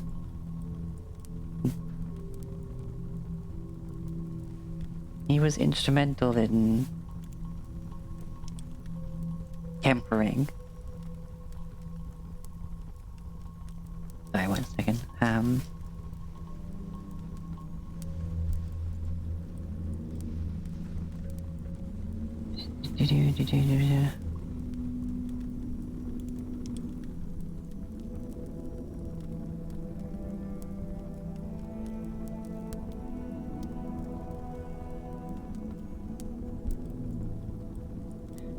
Yeah, instrumental in tempering Zelodio's flame, bringing her low.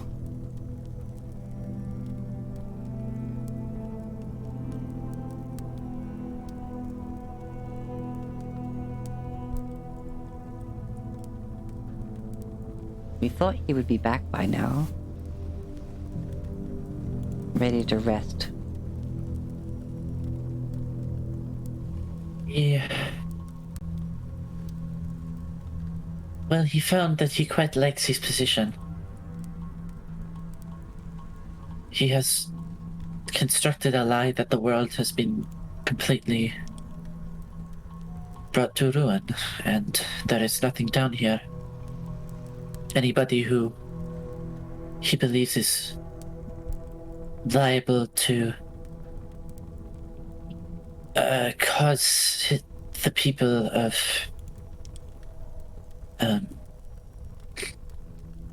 Alcor to think differently, he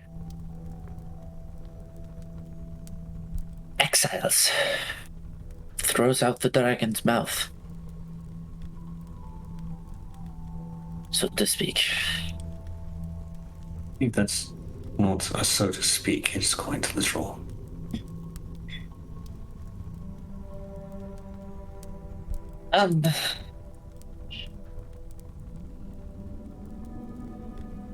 We came here to learn more. We were not supposed to survive the fall.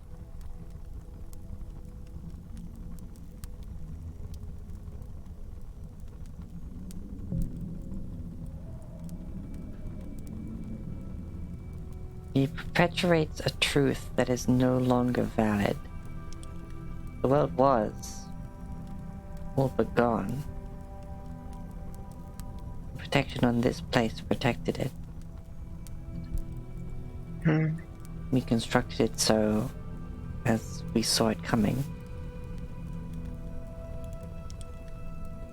It was times of war. This place stood against many assaults, sieges.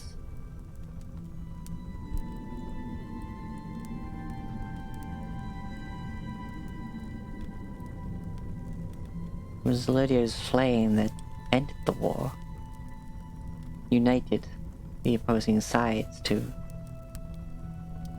survive.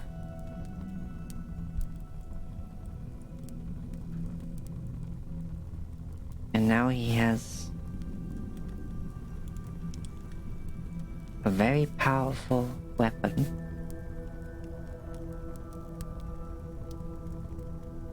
And it sounds like the boy we knew is dead.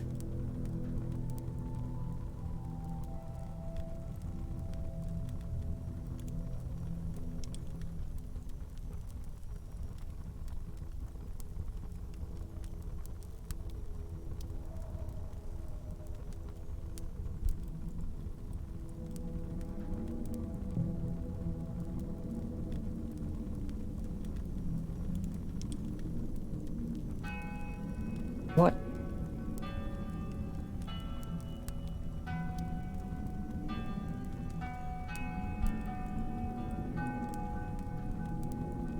He is...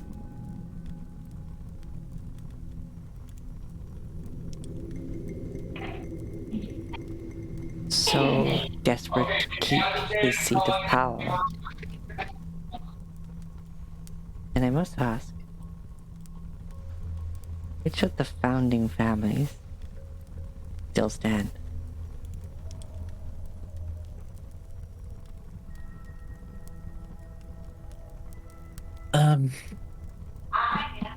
Will you stop opening the door?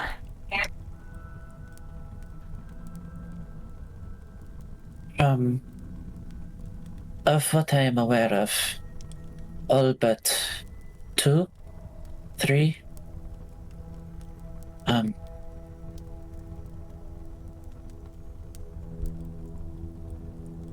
there is the houses he expelled were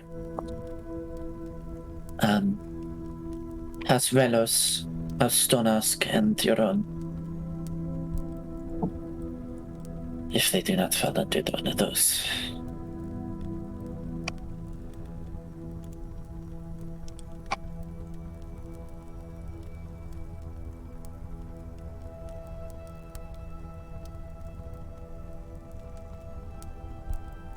There's a long pause after that.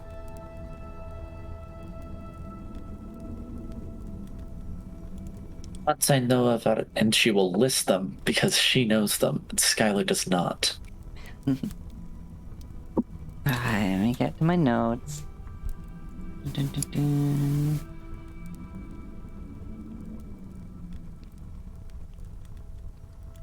Oh wait, is it the location notes?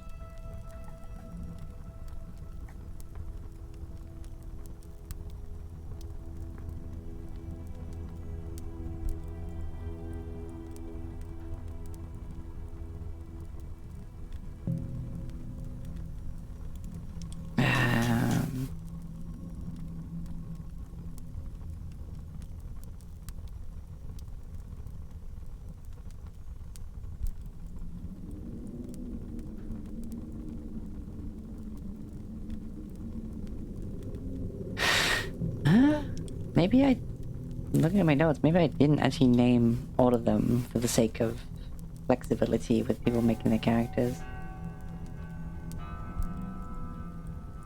But yes, Rivet knows them all.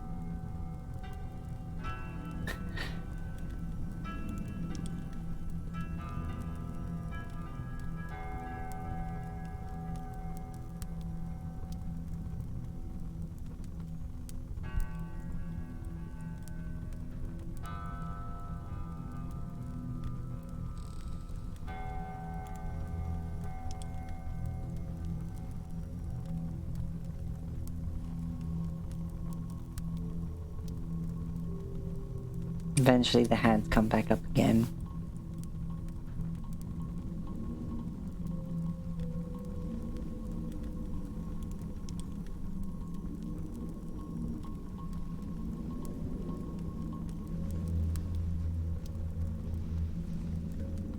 So that's it. They're just gone.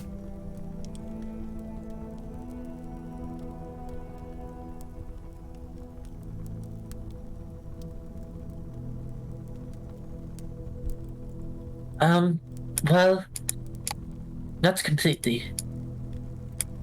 They perk up a bit. We met somebody up on, in Alcor. A person, Grandmother Ode of House Velos.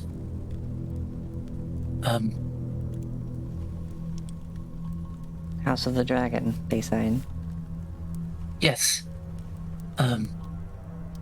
She is still, as far as we are aware, and we haven't been there a number of months, but she persists, and is actively attempting to usurp O'Hagan from inside.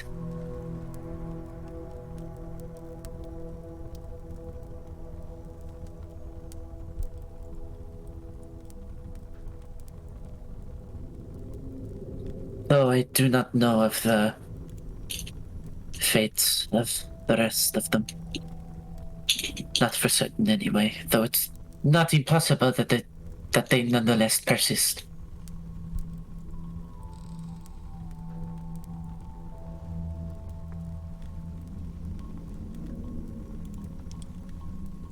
The eternal flame can't be used against those inside it. I wish you luck.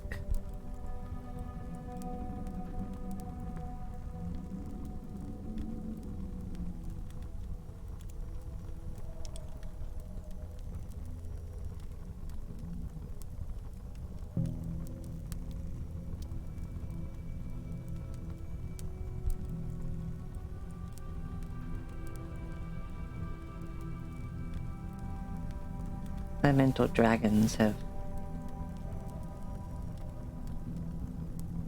come and gone. Generations moving as they should.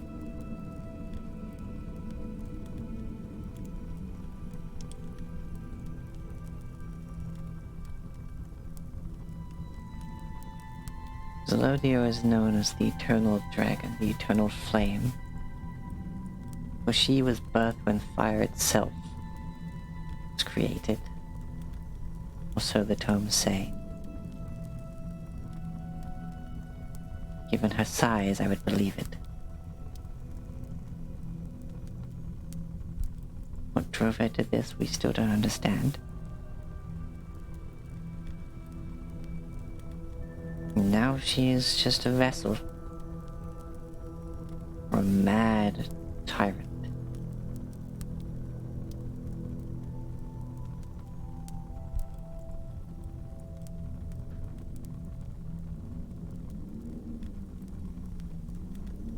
After so many years, I expect her mind has possibly succumbed to this madness too.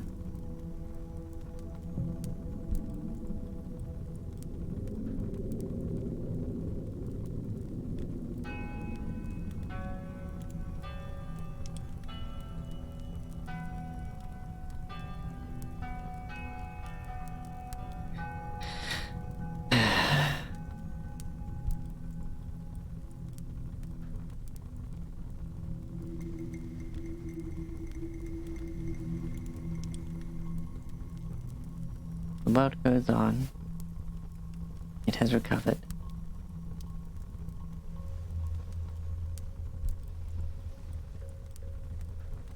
So now I fear her Hagen will end it all over again.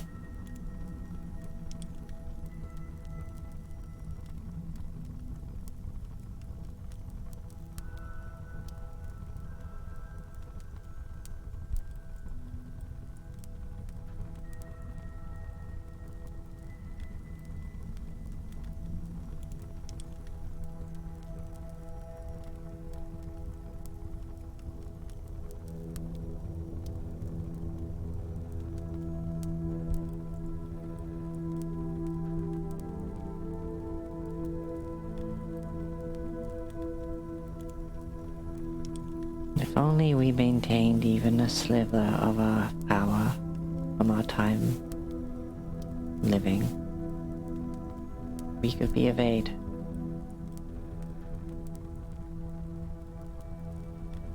But our minds are as dusty tomes at this point.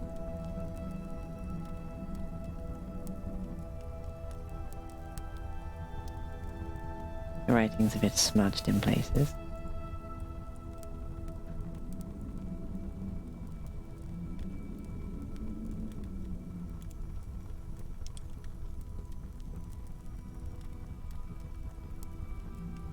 Good luck.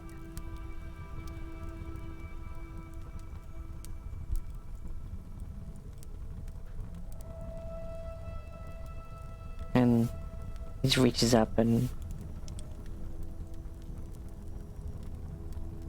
solemnly takes the helmet off, and they just sort of turn and slink away.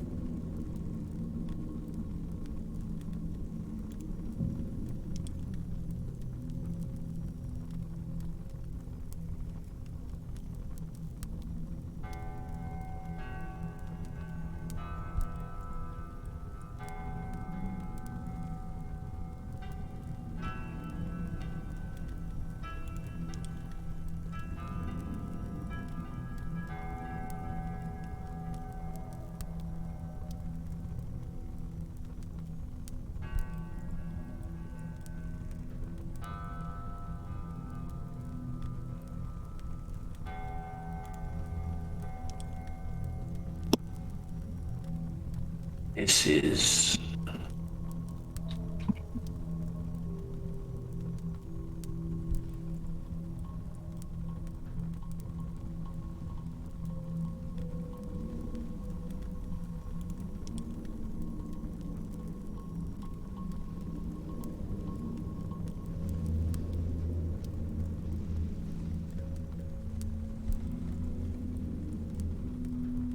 And this is where we'll be taking our break for today.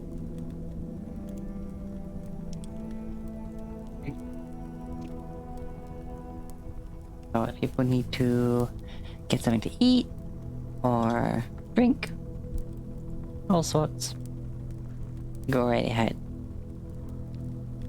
And for those watching, get up, stretch your legs, take care of yourselves. We'll be back in about 10 minutes.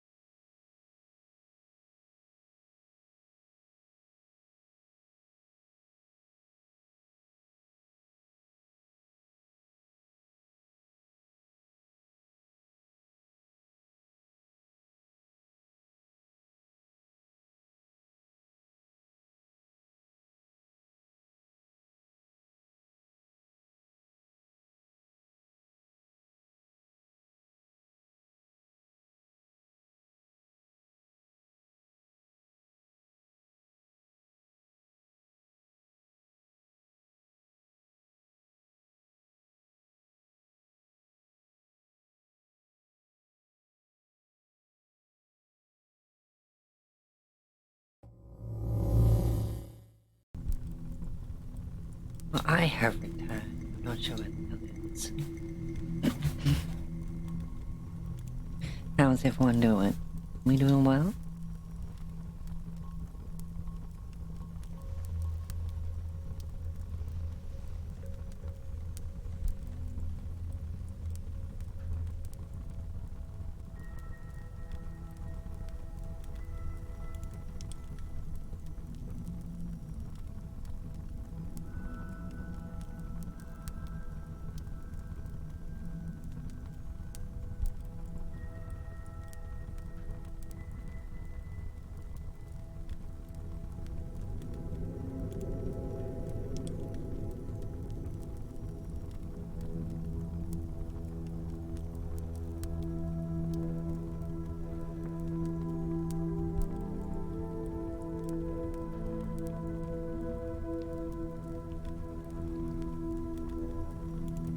Yeah, maybe everyone just need a little bit more time. I'm back. Oh, okay. Yeah. Hey, Harpavian. Nice catch. Oh, did someone actually manage to jump? I've never managed to do that. The timing's always off. No, someone catching the Pokemon in the thing. Mans. They caught Shedinja. Yeah.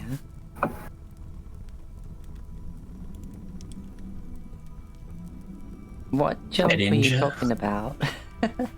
Well, sometimes there's at the stream avatars, there's a little star Oh, that's yeah. at the bottom, and you yeah. can jump to catch it. I never managed to catch that. Ah, that makes sense.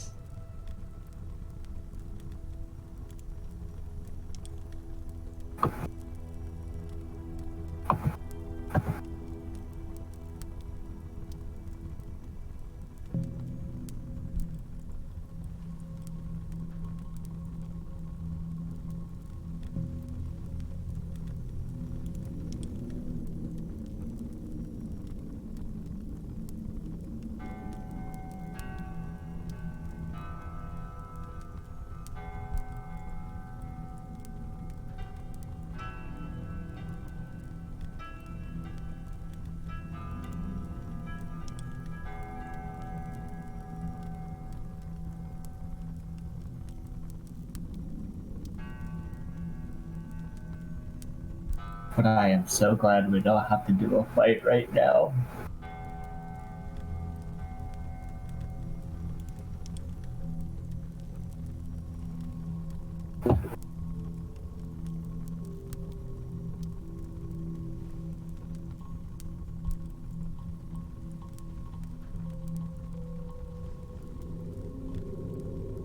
Ba, ba, ba, ba, na, na.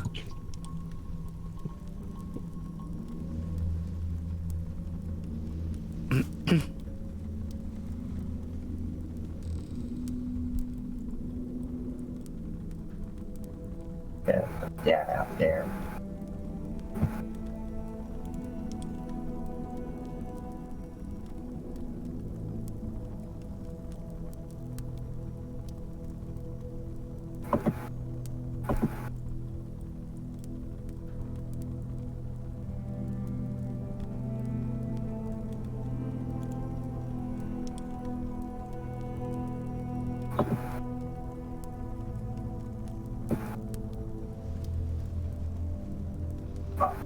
Yeah.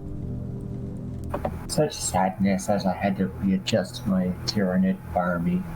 Oh, yeah. Right, so who are we waiting on? You know, me Sky. and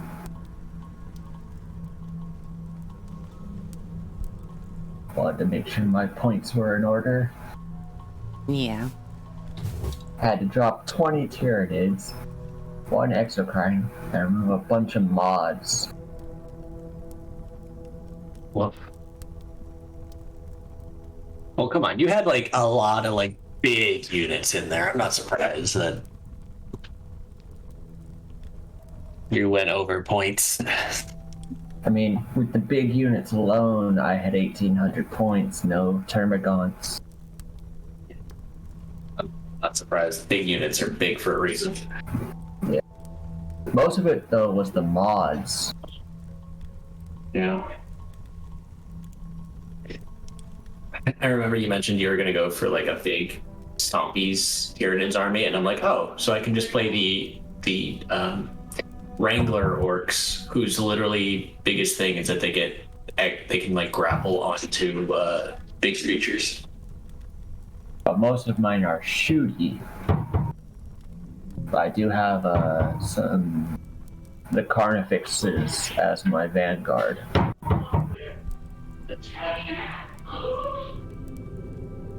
Looks like everyone's back. Yeah. Yep.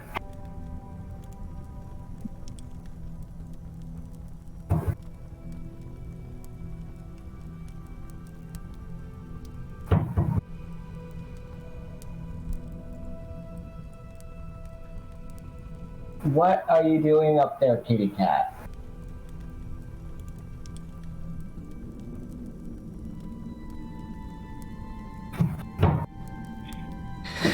Okay, Keep so going. everyone's back.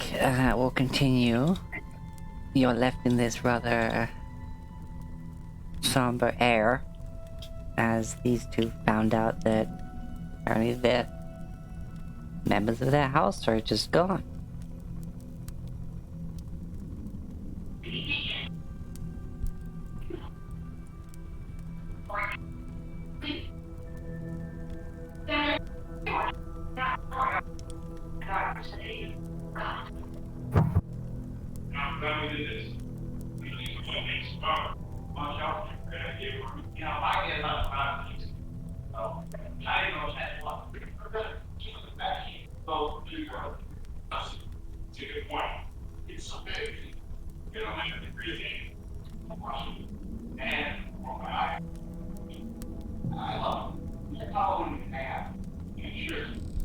What's everyone doing? Dobrik lost because they were talking about a bunch of stuff that he doesn't really have context for.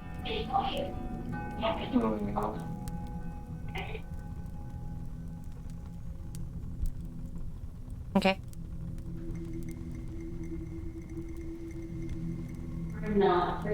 Everybody else? Yeah. Rivet's just kind of standing here dejected at the moment. There. Okay. So some time passes.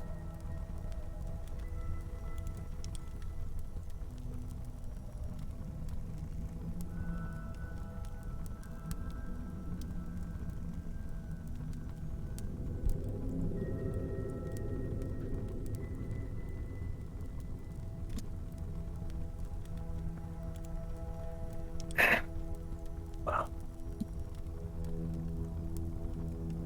This. We've learned much, but none of it helpful so far.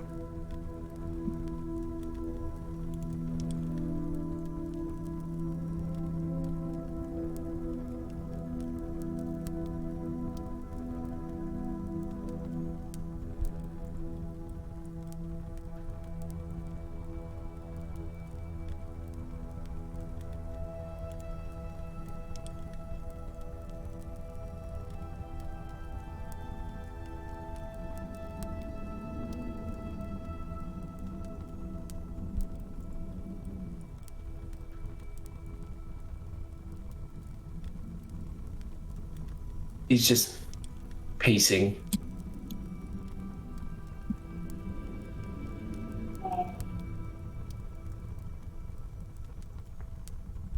Okay.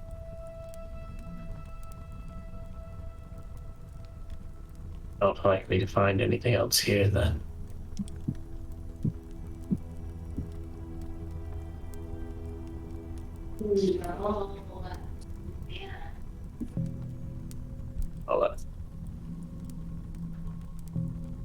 What about that pocket dimension that the sword mentioned?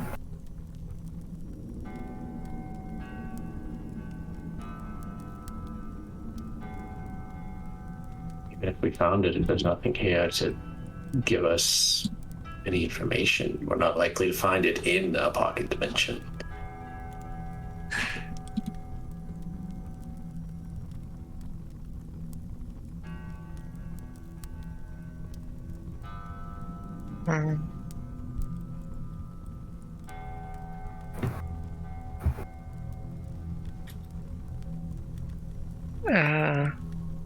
Tara's gonna sit down. Since we're in a calm place, she's gonna start resting. Because no one seems to have healed her. I don't have any healing left. Yeah, it's fair.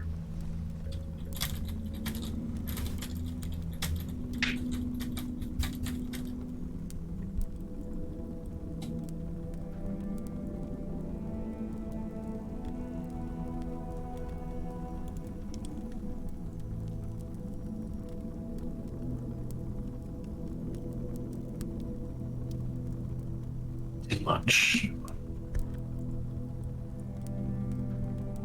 The only thing I got from that conversation is that those two skeletons know the one that's controlling the dragon. They were one of the original houses.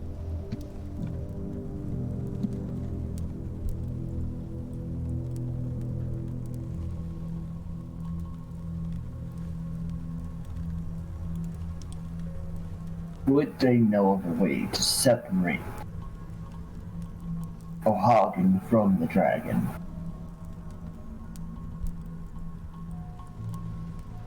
Honestly speaking, that might be more in the line of House Relos.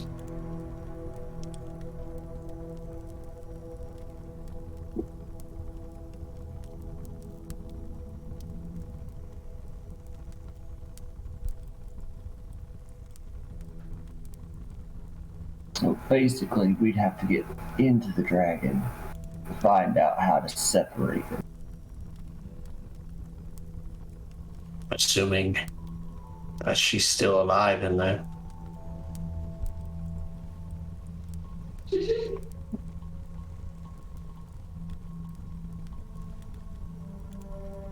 Still doesn't answer how we're gonna get up there. No, it doesn't.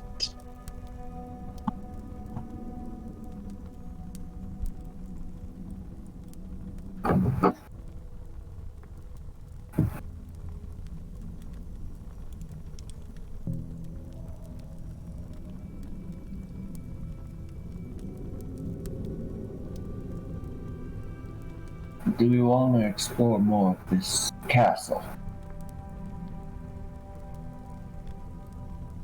Or at least ask them how we can get across the bridge without getting blasted?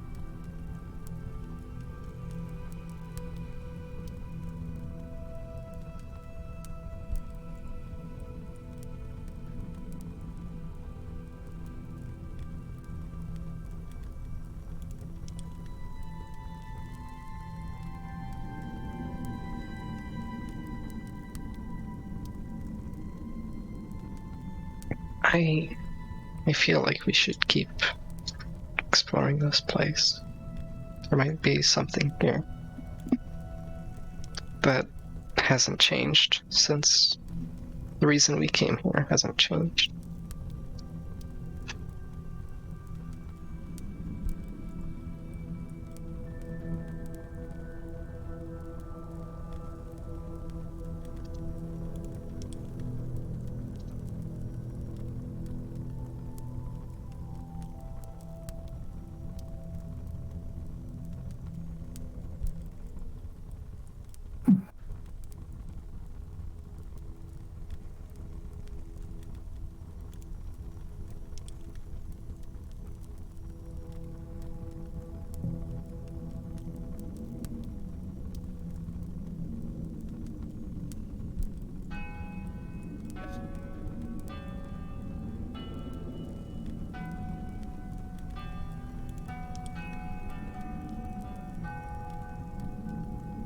We didn't find what we sought here, but we found something.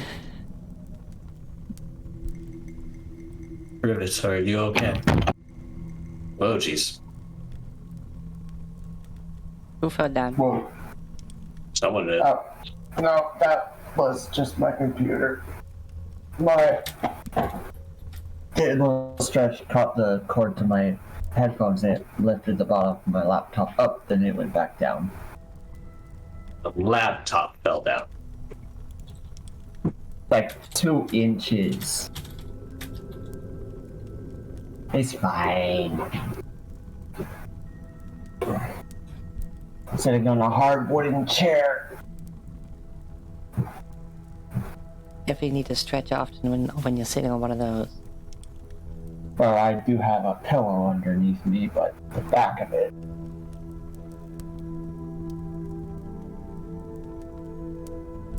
So, okay, alright, so.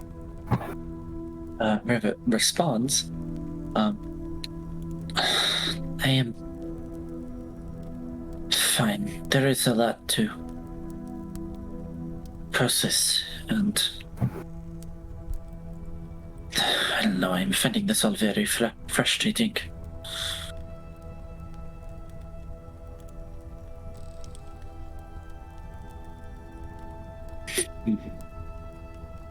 We knew that O'Hagan had banished the House of Rold. Find remnants of them here. Well, isn't that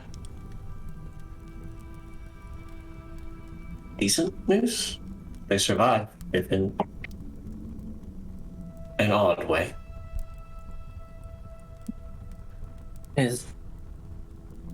But I...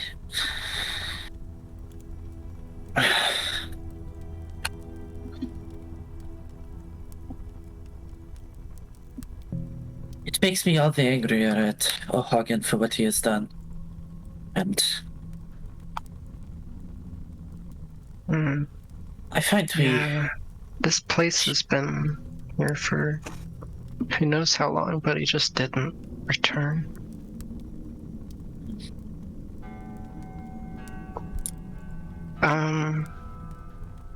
Is it just these two, or are there others here? They did not mention any others. We might yet find more by looking around. I still believe we should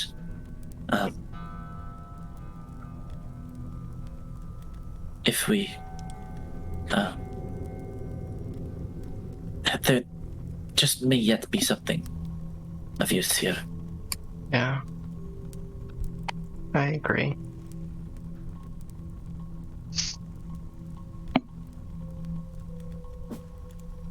Well, look.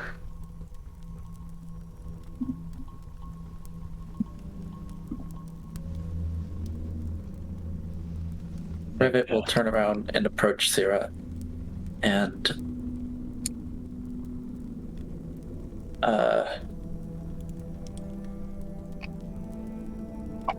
hold open her bag for Syrah. Oh, right. I'll reach in. And I'll probably take two. Alright. Ooh. Yeah. Uses up 2 flash papers for 25 hit points. Wait, I forgot to take the damage on my roll 20, but that's at least half-ish health. That's fine. Better. Yeah. You are aware that, of course, there have been audible hallucinations or just signs of others here, but these two were the only ones that seem to have a physical form that you've seen.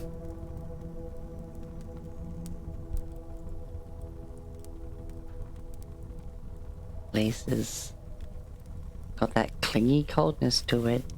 There are many spirits here. Many that are too weak to manifest more than as sounds in maybe a brief corner of your eye.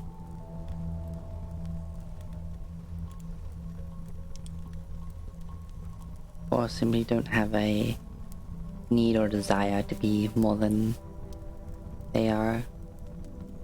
Or even if some of them are just maybe not aware of their current ethereal state.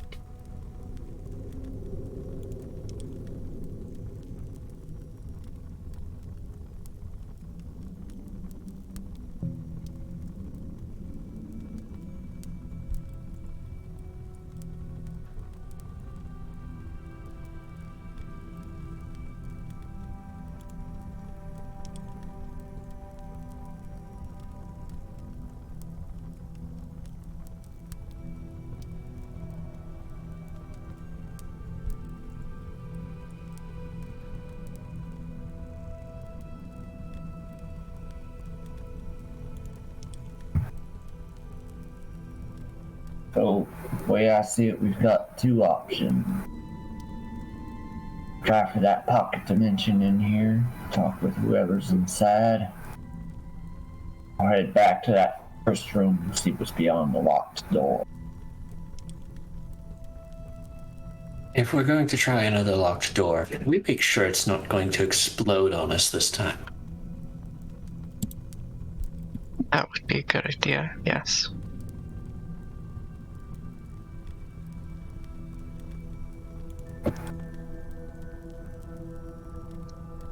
Although, you are the one who can dispel things, Griff.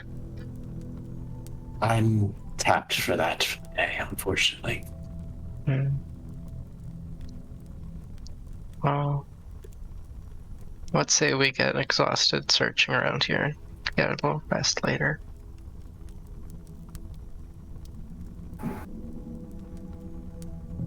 Griffith will free up her detect magic and head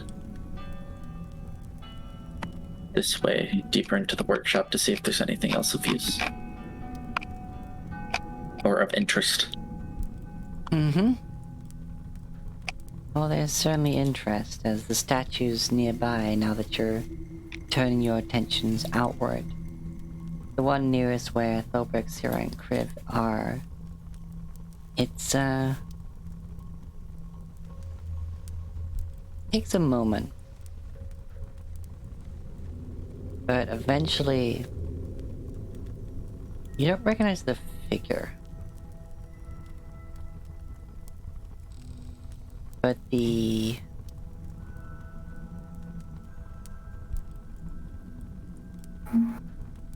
symbol on the shield.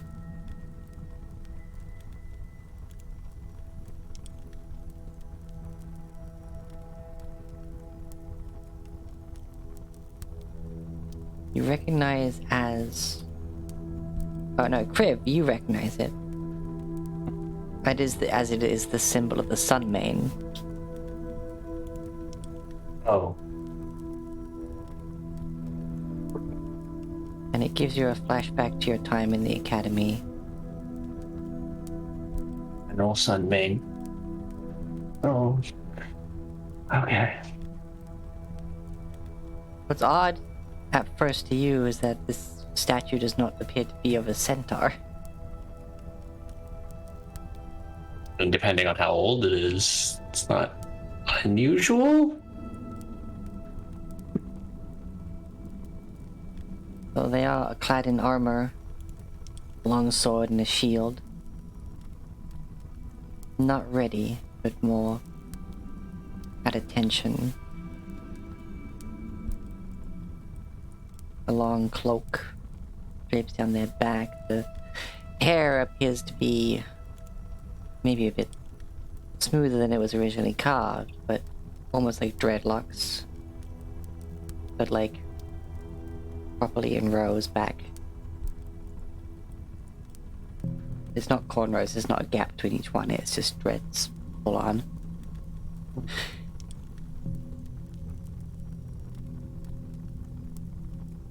You have no idea who this is. You know Mark.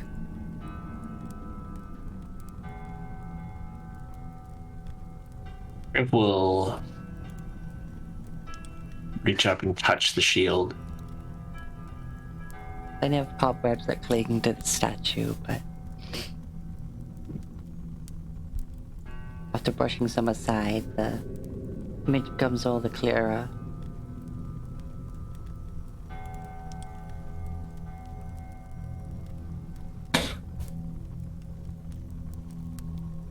He reaches into his pack, pulls out the writ that he got from General Sunmate, which was what originally allowed him, Rivet, and Roe to investigate in the lower city. And which is how Rivet secured those sending stones.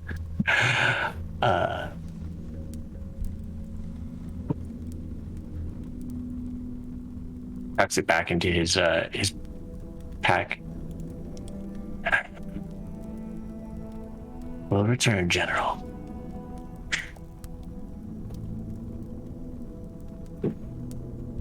Just wonder what side you'll be on when it happens.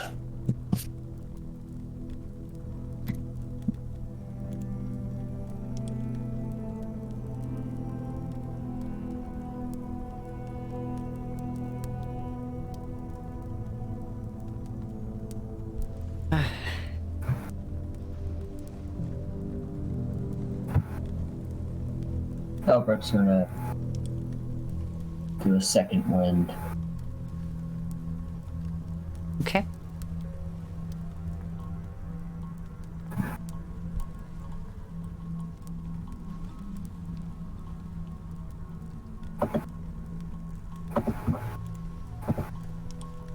But yeah, Rivet, as you pass by that statue, you're not seeing a symbol or anything on them. They're just in typical mage robes. They're very friendly,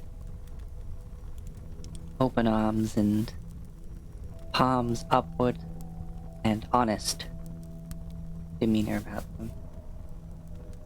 An openness as far as this practitioner who it appears to be.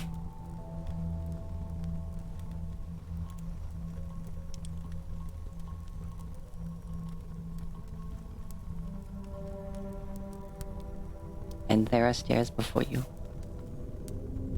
Rivet looks up at the statue with mixed emotions on her face, but then she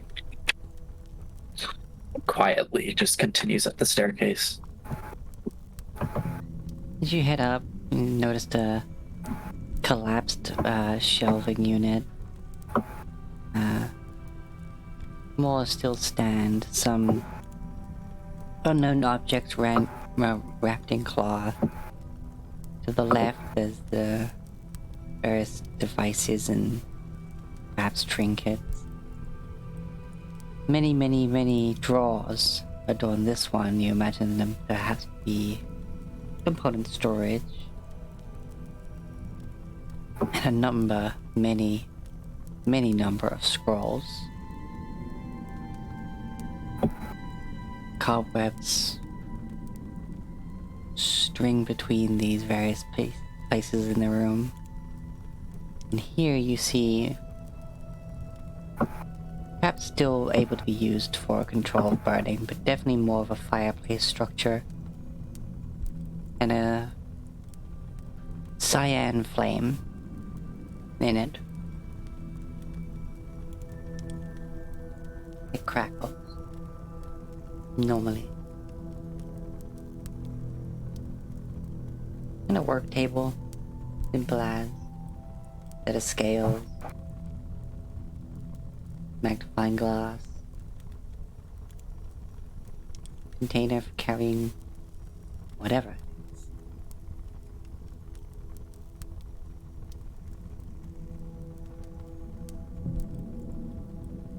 Is there anything of interest through Rivet's tech magic?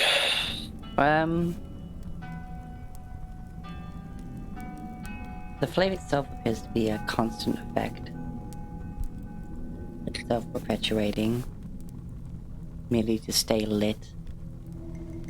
Some of the scrolls appear to be magical, though given the mundane nature of a lot of them, You imagine they're more knowledge than spells.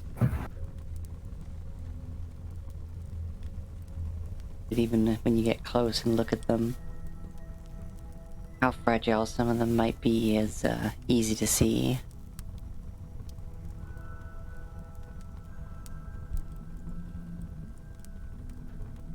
You see one of the ends of one of the many scroll cases, I should say. Scroll cases.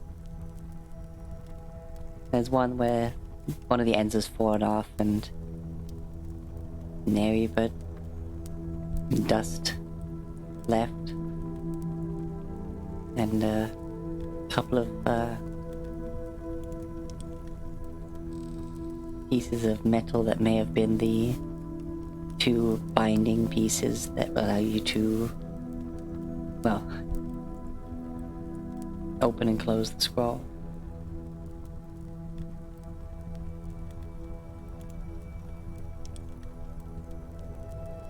Or roll it up and unroll it, I should say.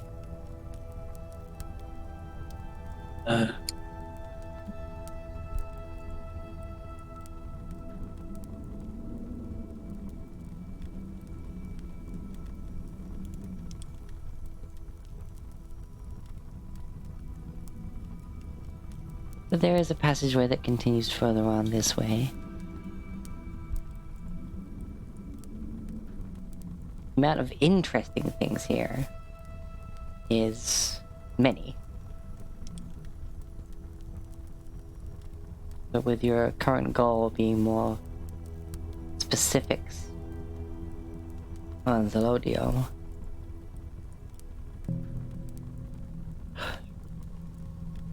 or anything, yeah. Say, perhaps Rivet would spend some time looking around and attempting to find either any information that pertains to Zelodio or the current situation of Alcor, or the anything historically related to Alcor,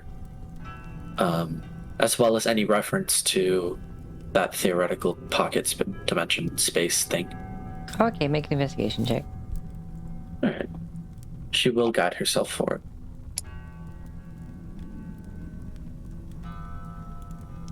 Not 20 on the offer roll.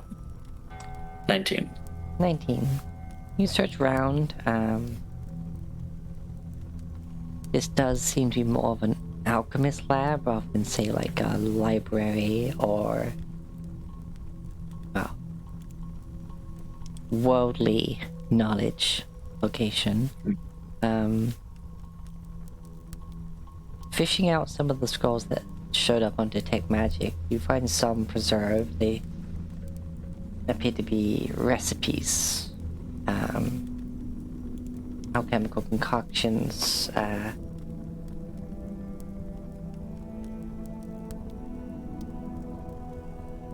certain miraculous transmutations that are possible.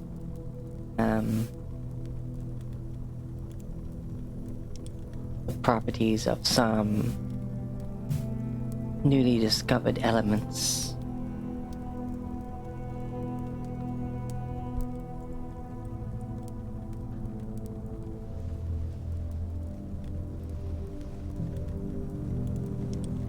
It's all fun and interesting stuff. It's just not what you're looking for.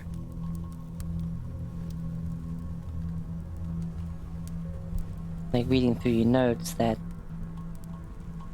it appears that whatever's in this green container over here appears to be some form of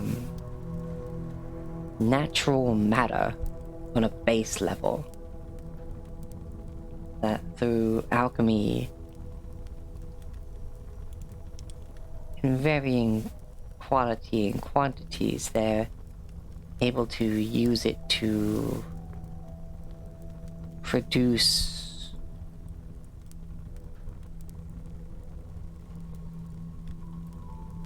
I wouldn't say anything, but most things that are natural.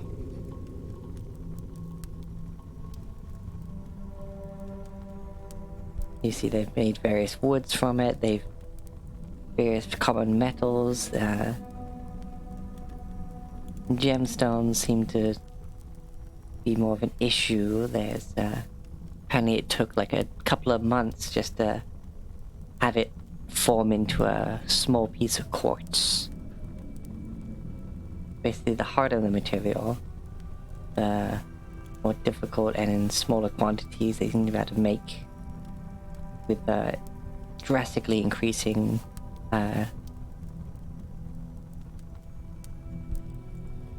time having to be dedicated to it.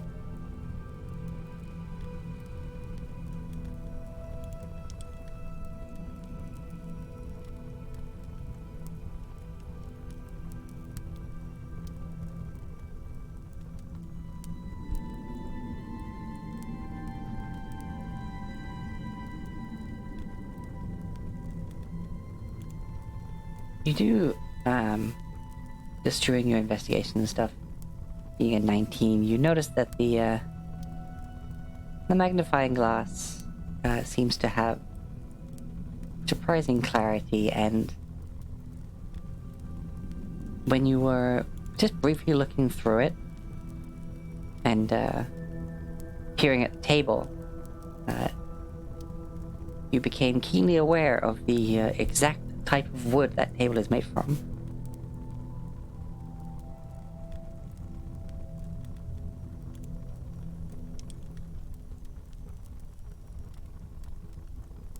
I hold the item in my hand, the magnifying glass, and after a moment of consideration, point it at my shield and look through it.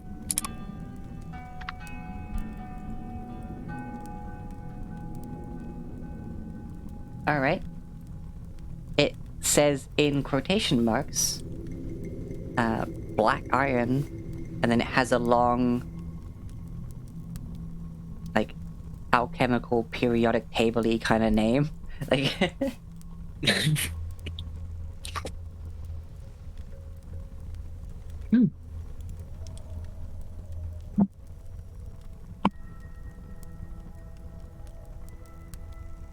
it's like a 10-syllable word, you know? Interesting.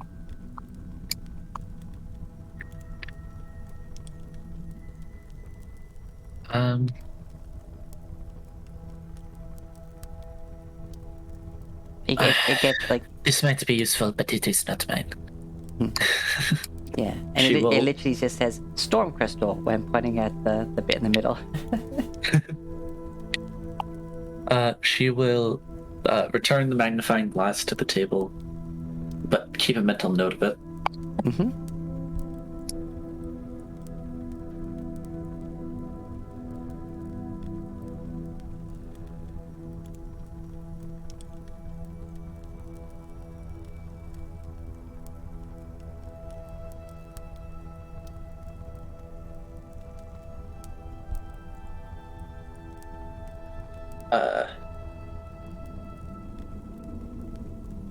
Is there anything else of note in here?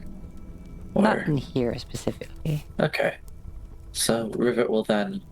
Like some of the materials that are subject to the passage of time, a lot of them, yeah, they've gone past their expiry. Some of the labels have faded to the point of... Probably don't even want to open that bottle, because who knows what kind of vapor might come out. Like... I imagine that would be one of those would be the bottle at Pelgrim's feet. So, new one. Oh, the blue one, that one's already... Yeah, let me zoom in.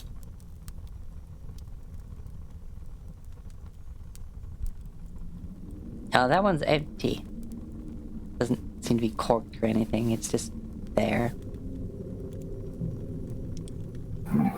Whatever was in it must have vaporized long ago, because there's not even a smell or much of a stain, really.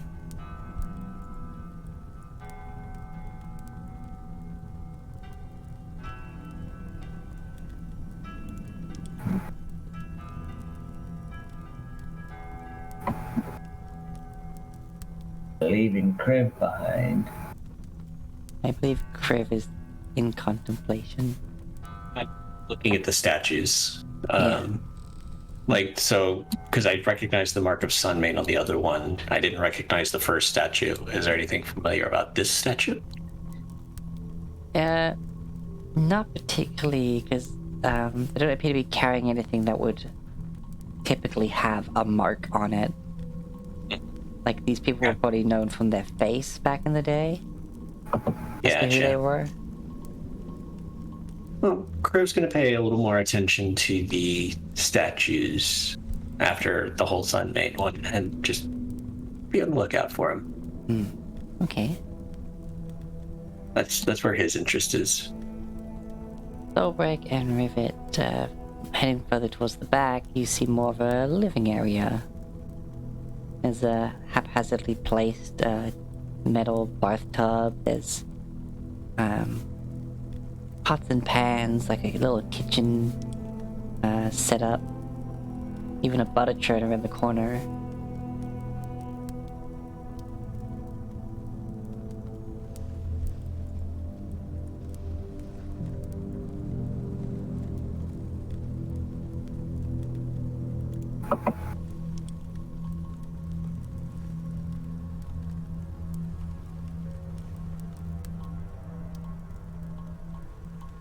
Yeah. Heading Gonna up ask to investigate this area, but it really just looks like a living space.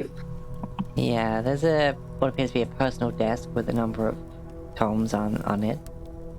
Covered in cobwebs again. Pages browned.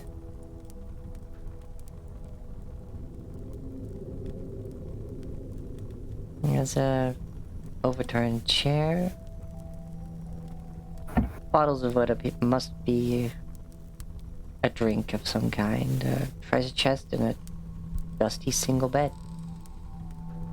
And a rug.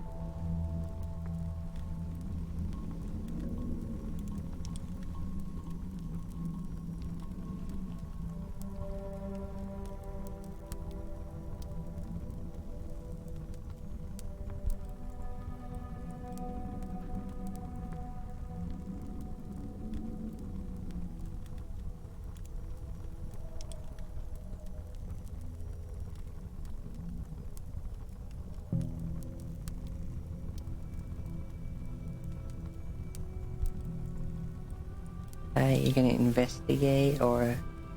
No, you said you're not going to. Okay. Yeah, no, it's...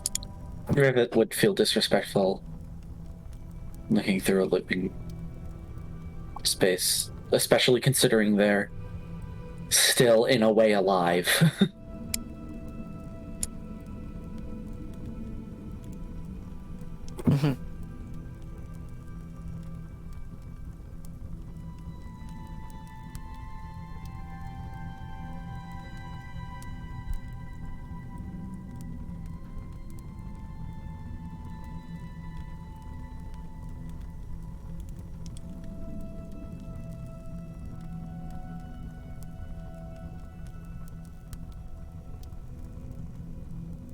Suppose that pocket dimension might be around the area that they walked to.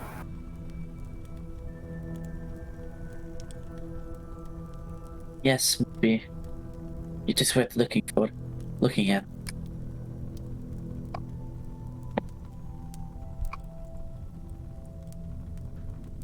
Heading round towards where the skeleton's headed off to, it's a short hallway, leading to a singular room. A small study.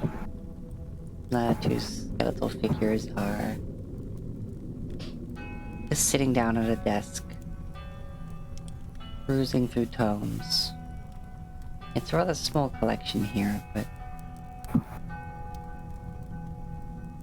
there's also a, not quite a double bed, but it's like wider than a single.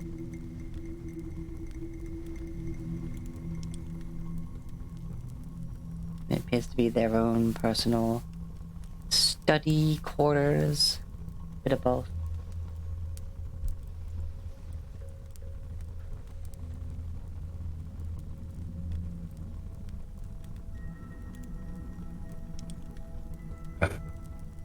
They look at you as you like look in.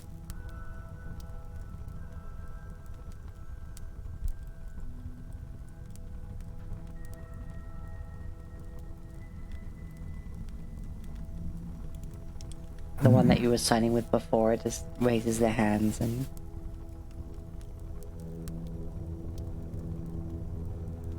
If there's anything of use in our memoirs, we'll let you know.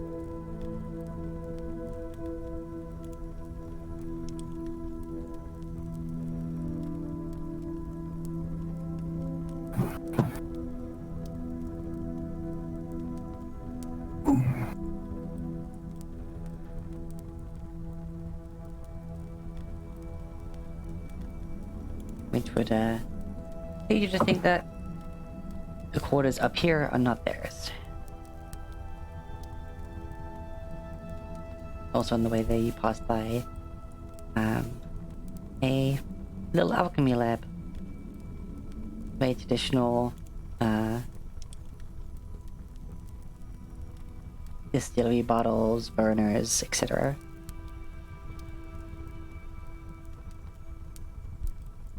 If, sorry, I zoned out for a second there. If, the area was neither of theirs, Rivet does more consider it, but she will first just double check to make sure that this person is not alive anymore. By continuing her search, but given that they aren't, she will return in order to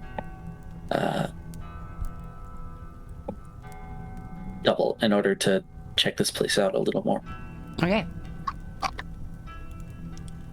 Alright, okay, investigation then.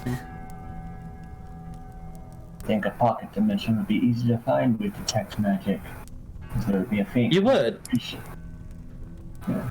Conjuration magic would be like, oh hey, there's a portal hidden. Nope. Come here. That is a 13. I forgot to call guidance. Come on up. Come on. Alright, so me forgetting to go detect magic up. Oh. You look around, and what struck you as odd is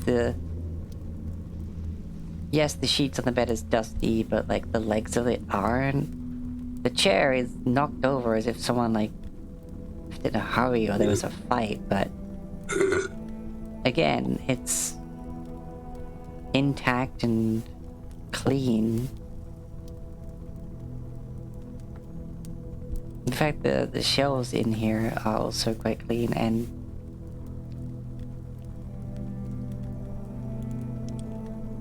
it's inactive, but there's still just the faintest little hue to that rug that's currently partially covered. And you start to notice the various symbols that, considering the color of them versus what must be the dust-laden discoloration of the rest of the rug, is maybe they weren't quite as visible when this thing was new.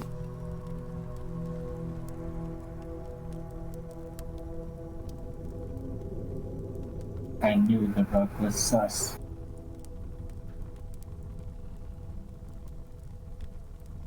Boink. Rug. As long as it's not a rug of smothering.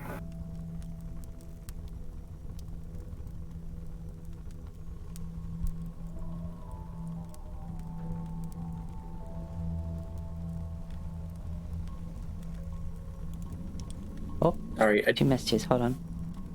Hmm? Oh, okay, you... Yeah. So, yep, never mind.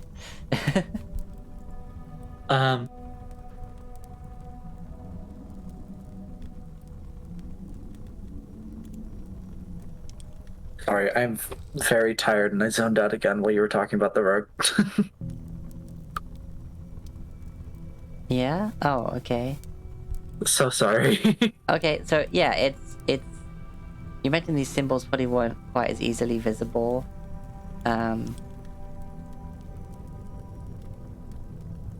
You back when it was new, as the marks show up more as the original color of the rug versus the aged, dust-covered discoloration around it.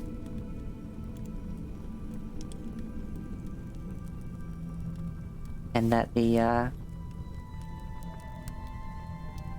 objects covering it appeared to have signs of being moved, like they're cleaner in a way than some of the things around it. Rivet will attempt to move the things out of the way of the top of the rug while she investigates it further. Ogret will help.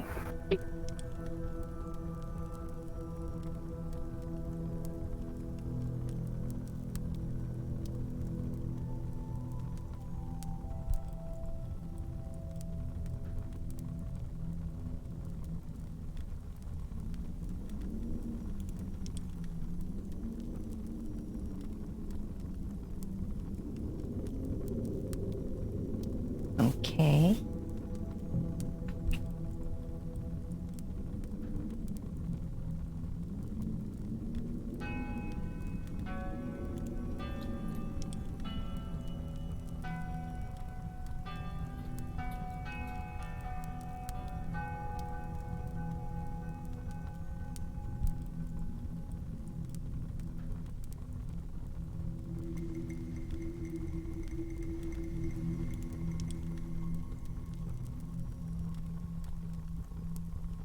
So I want to open that treasure chest.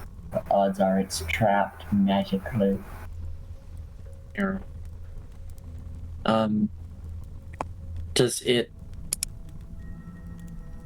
Yeah, Look. Brain. Hello. Hello. Okay, so the chest, as you look at it, it's not fully against the wall. It's a bit askew. You want to investigate it for traps? You can try. We'll peer over to see if it's magical in nature at all. Should I be in aura range? Sure, go ahead. Everyone can still move. There's nothing going on right now, really. I'm asking Rivet and Thoughtwreck Okay. if they want me in aura range. Yeah, no, it's probably smart. Didn't help too much last time, but you know. Sarah, you stay over there. If it explodes, you'll not be in range. Thing is, we don't want any kind of magical trap going off and destroying what might be the pocket dimension portal on this rug. Yeah, it's strange. There's not auras coming off them, but almost like the faintest.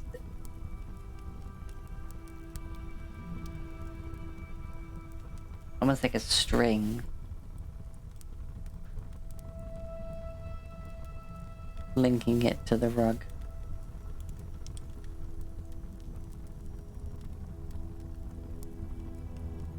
So there's a string of magic connecting the chest to the rug.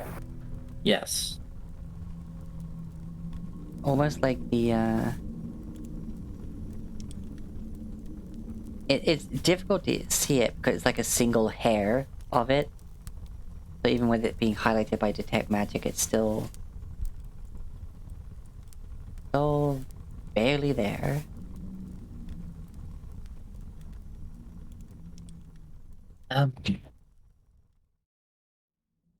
Rivet will share this with the party. What is the school of magic?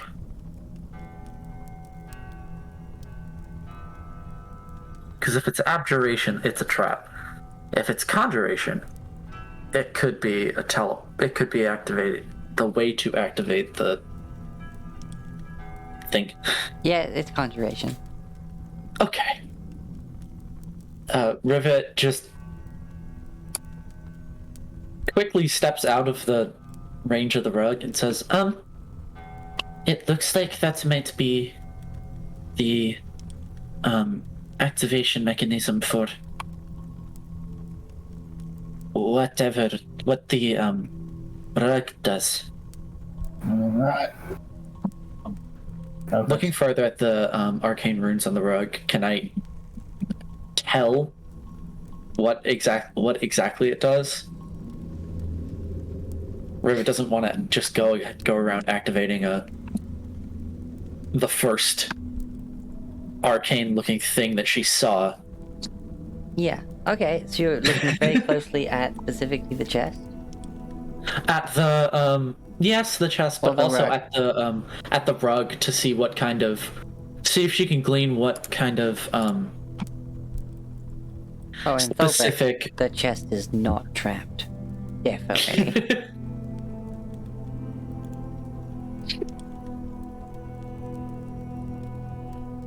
Why do we have? she's- Why? Okay, can someone remind me why we have Thobrick searching for traps? She keeps doing it, and it keeps Okay. not working. Okay, Danger sense, I that's understand why. now. Danger sense, yes. Yeah, okay. He has a Um, very wide buffer Okay, now that you've between him and noticed, the danger zone. yeah, now that you've noticed the threads and stuff, make me another investigation check. All right. Would it be investigation or arcana to? Oh, it'd be Arcana at this point, yeah. Cool. She will guide herself. Not that it's needed. 24. There is, looking at it, something in this room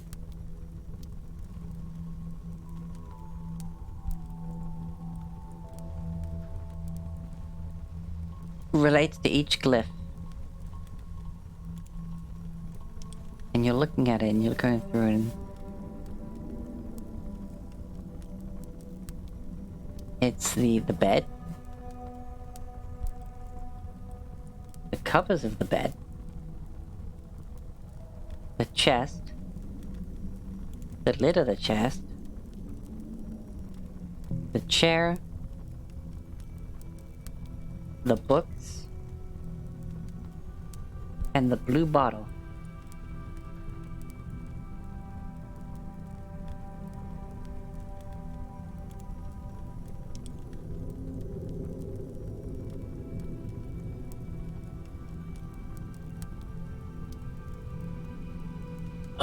Okay. Apparently all of these need to be in a specific state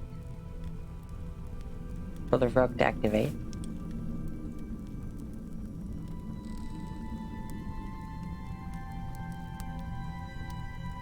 All right. I saw the thread from the chest to the rug.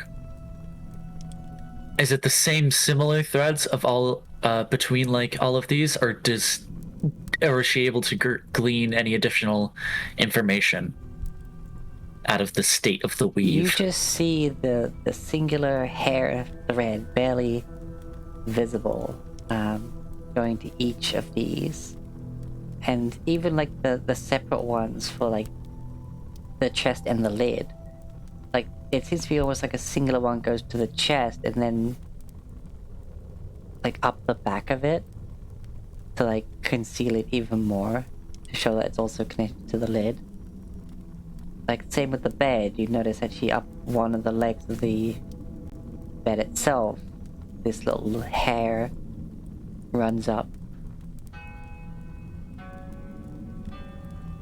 So the way it's been ingrained, crafted, is to make the little wisps as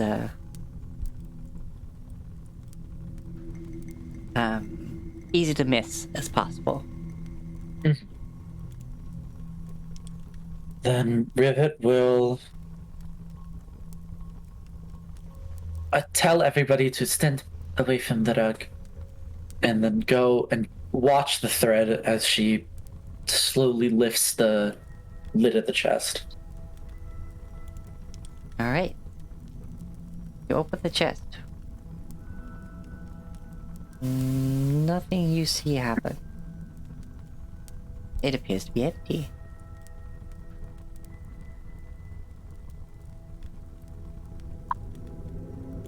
Right?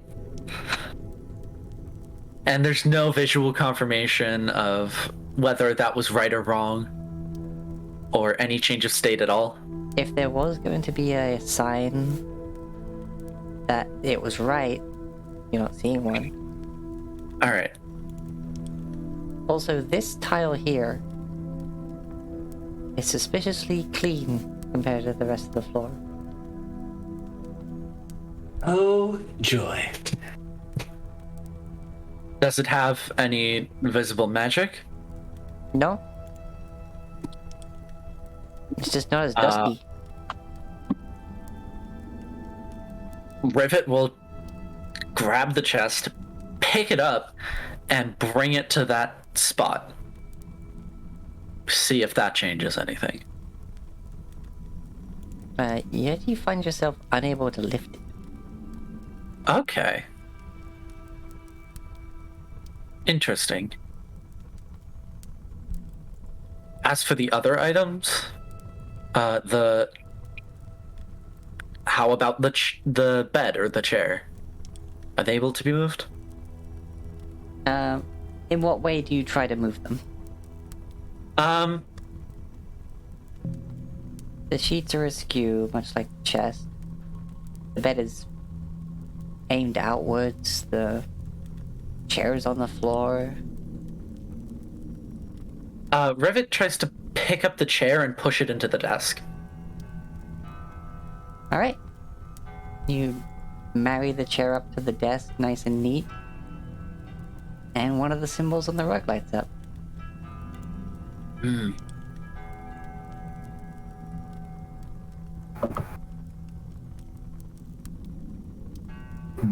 Velbric's gonna push the chest so it's not askew. You push it flat up against the wall, and a symbol lights up. That worked. Okay. Wait, it just occurred to me that the way to... I don't know if the person who made this was a genius or what. If you tidy their room, that conjuration circle works. Okay. She'll Messing it move- up to search for something means that won't work. Yeah. She will move the entirety of this tile is fully clean. Or is there like a part of the tile? Why are you doing this? Why are you doing this? There's like definitely a lot less dust gathered there, as if it was covered. Mm-hmm. Velbric's gonna push this end of the bed to that spot if you can. You rotate the bed so it's flush against the wall and more economical for the space in the room. And a symbol lights up. Alright, what do we have left? The books and the bottle. The covers and the lid too. So he'll straighten up. Unless they're different. Unless they're part of the same, like...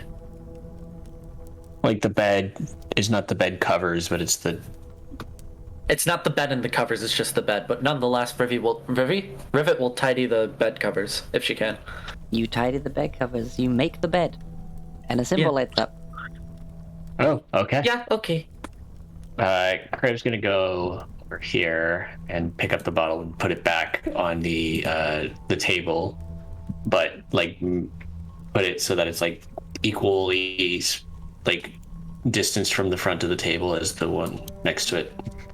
Alright, yeah, you put it back on the table with the other bottle, and a symbol lights up. How many Okay. symbols are left? The book's in the lid. Togret closes the lid of the chest. Okay.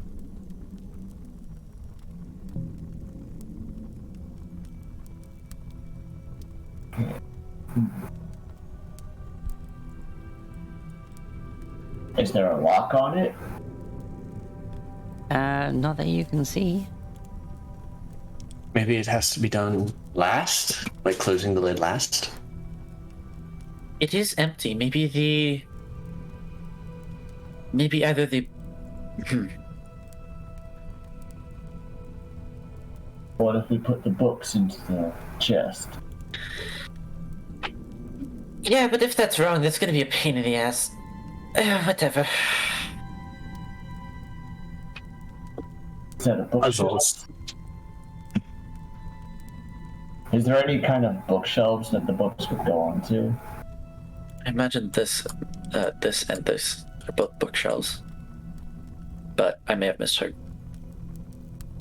Yeah, this is a bookshelf, and these are just a mess on this desk.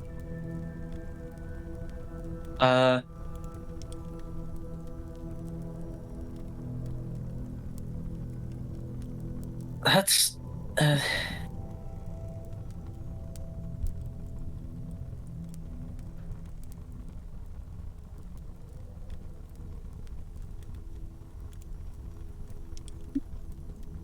we can try putting them in the chest first, and then the bookshelf if that does not work.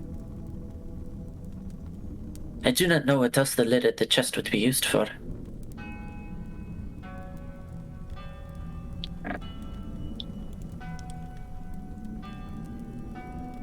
Okay.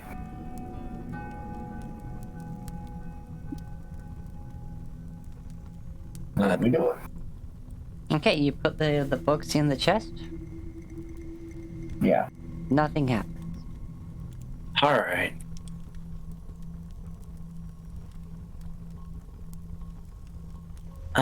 Bookshelf then? There are noticeable gaps in the books on the bookshelf. Rivet will take some time and make sure that all the books are in their proper places. All right. A symbol on the rug lights up. Okay. 6 out of 7 have lit up. Now just the lid.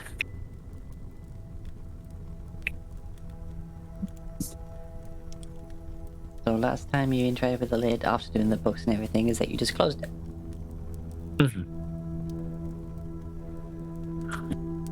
She now she says, just in case everybody cleared the rug. And then she'll walk over to the chest again and pick up the lid, see if that just activates it. It just has to be done last. Opening up the lid, there is a flash of magic, and the rug starts to swirl as it itself, within the confines of the outer ring of the rug, becomes a portal. Which Crib is still standing on. Bye. Snoop. Priv drops through the portal. Wait, I dropped to the floor? Through the portal. Rivet gave you fair warning to get off the rug, and then you didn't. The Watcher was not paying attention. The watch was not watching. He's called Watcher, he's not called Listener. Basically, Daryl will jump in. it's like a hole and Crib just fell right through it. Wait, what'd you say, Rivet? Rivet fully saw that Kriv was not moving and just kind of standing there, and she was like, this is gonna be great. Yeah, Sierra jumps in the middle just on purpose to try to land on Kriv. Cushion her landing. As Rivet comes out the other side of the portal, you can hear her quietly giggling to herself. You're all like, oh, Kriv was not paying attention. I prefer to think of it as Kriv was like, no, I will be first one through this to protect my colleagues. Sure. That's his story. He's sticking to it. Sure. Oh, wow. heading up This was through. totally intentional and shut up. Certainly a place. Wait, hold on, don't move just yet. I'm gonna get the rest of you through. I was just stepping out of the way because I figured they're coming in behind us. So You it's like, you oh fall shit. through, but it's like you're in like it's at a water slide. You feel your like momentum shift. You come out on your feet through a doorway. Jeez. It's playing through with portals. New music. And yes, you are in this space. Shattered columns and pieces of room are just Jesus, loud. adrift. Oh yeah, don't forget to turn down. There's another doorway immediately to your left with plant-like yet grotesquely fleshy growth, seemingly stopping at what it appears to be a random assortment of candles. There are tables and even almost like a bar-like location. Do the flesh tendrils appear to be, which, firstly, not something I expected to be saying today, but do the flesh tendrils appear to be like, to coincide with what Rivet found in the experiment log with the pure natural material? No. These are seemingly trying to avoid the candles and trying to like grow their way through, but is seemingly stuck in that corner. They are very much like sprawling plant life overgrowth, but fleshy and gross.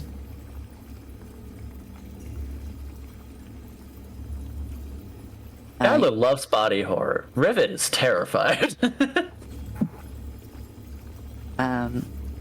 There's a banner in a corner, and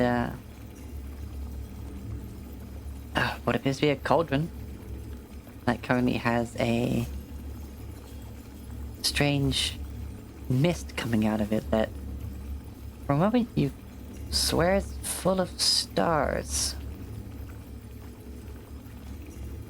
Great. Ooh. Another place that's extra dimensional. And we have the Watcher Paladin with us. Just been hitting lots of extra dimensional spaces recently. Yeah. Oh. As Rivet looks around with her detect magic, does The void you're floating in, there's definitely a whole magic presence about this entire place. Therefore, you're kind of colorblind almost. Like things are blurring together in the glow. Is it weave-like or tangle-like? Tangle-like. Oh, As you might notice, if you look very closely at the background, some kind of familiar descriptions I've given you.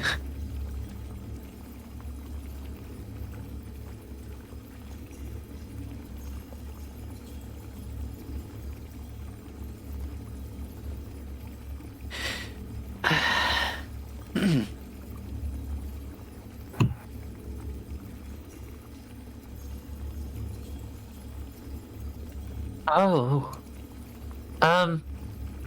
Rivet will just say aloud, this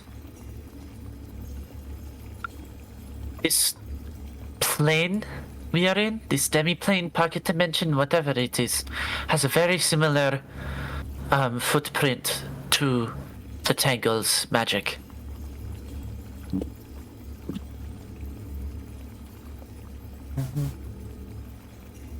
The Tangle's the creature, the person inside your head, right? Yes. Sarah, you notice that you get closer to the bar that there appears to be what must be robes, like sort of crouched behind the bar as if someone was hiding. And you notice them sort of peek over at all of you.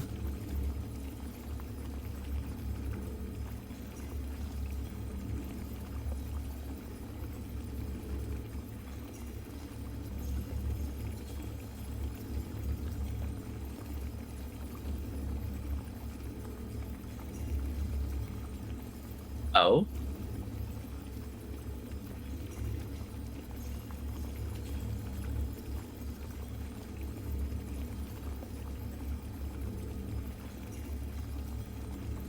A voice kind of echoes through the room without direction.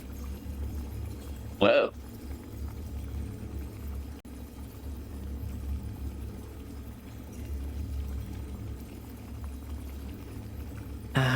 Wait, what sort of voice do I want to go for this?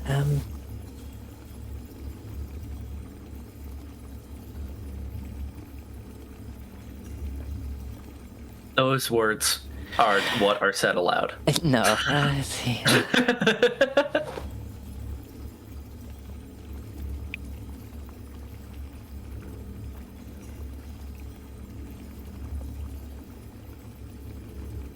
What brings you here?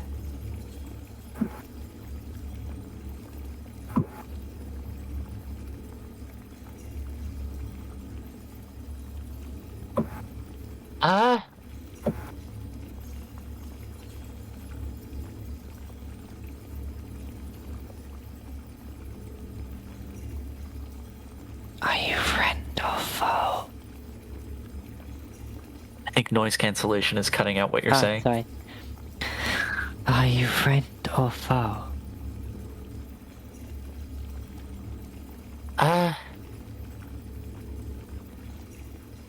Friend, I suppose. We mean no harm to you. Especially if I understand where we are. Or possibly, I don't actually know. Anyway. It's a quaint little piece of a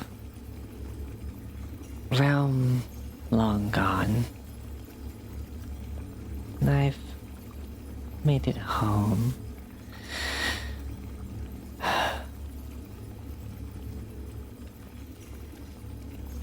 Don't touch anything. Please.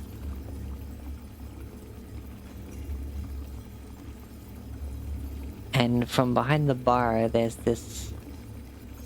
The robes shift, a hand comes up onto the bar, and spindly leg just kind of comes up, and they sort of get on top of it.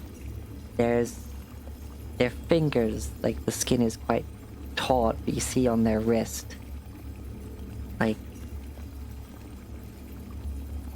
skin's just kind of loose, like there's too much of it for the length of their arm. And from beneath the hood, a large singular eye. Whether it's the light in the room or something else, they appear to have a blue, a pale blue tone to their skin.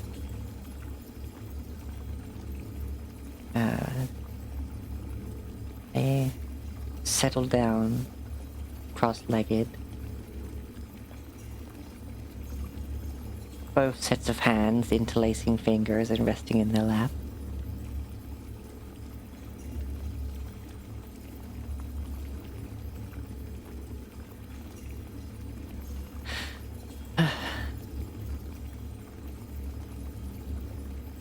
I sense no evil from you. So we're off to as good a start as we can. I do hope I'm using the right common tongue.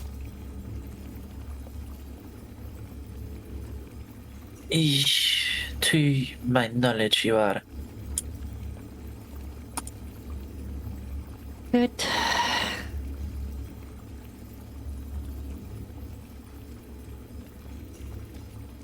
The fact you came.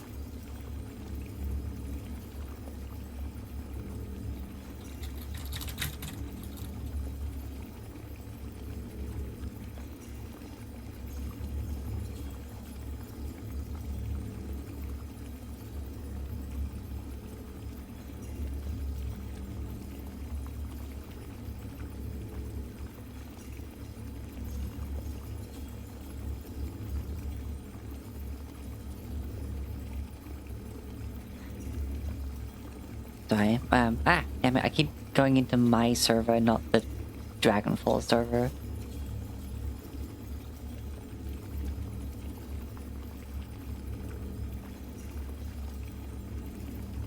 You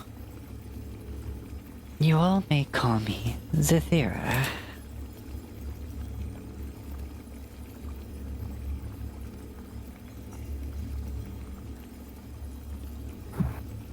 Welcome to my piece of something.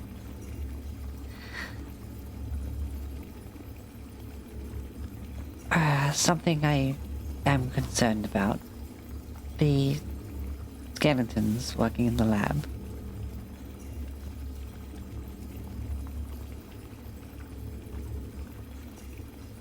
You haven't played them or anything, have you? No. Okay, good.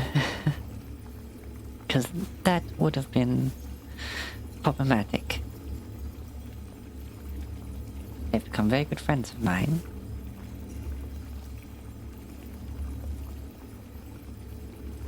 Tell me,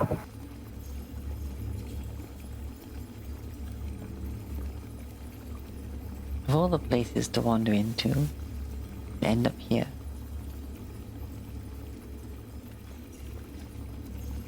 what is it you seek?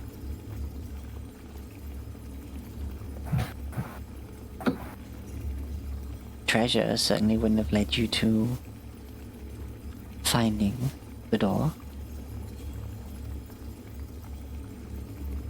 We've come looking for information, though. Maybe you could help.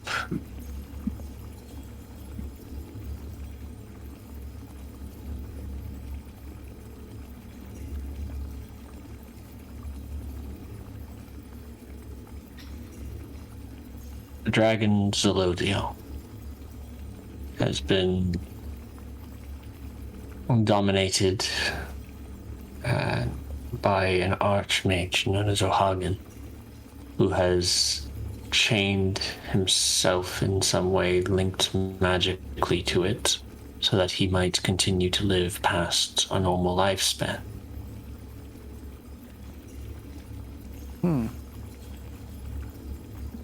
That sounds to me like it may be,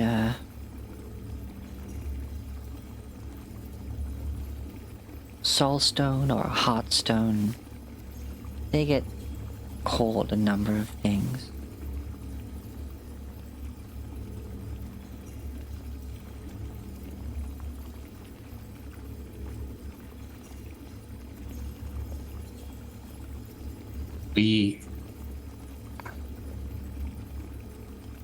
O'Hagan, people live in what was once Zelodia's body. A city was built there. O'Hagan rules it, and through deceit keeps them there and keeps his power. We discovered that deceit and were cast to our death. But we did not die, and now O'Hagan knows it.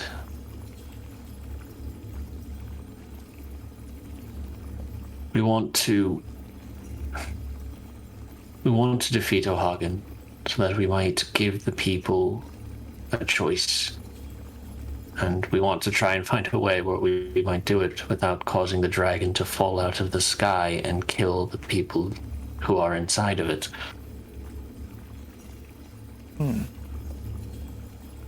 Not rid of all warmth and fire as the world knows it.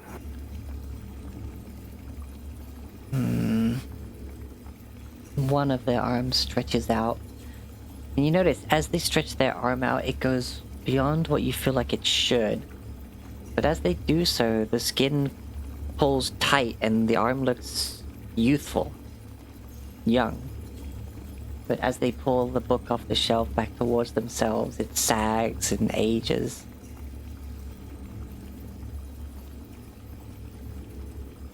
It's just... well, it shows that sign of age from it becoming loose upon their bones.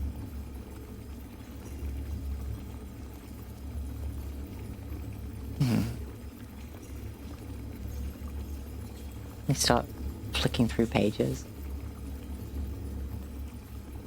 Yes, fascinating piece of this place's history. Yeah.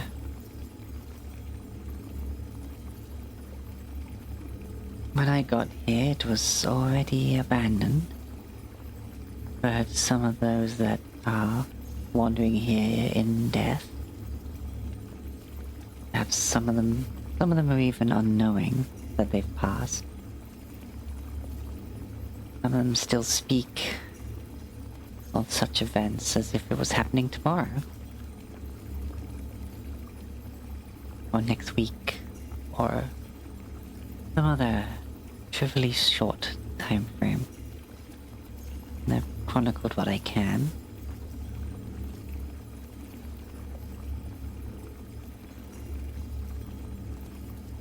It's unclear whether or not some of them chose to stay or whether or not they just... whether something happened.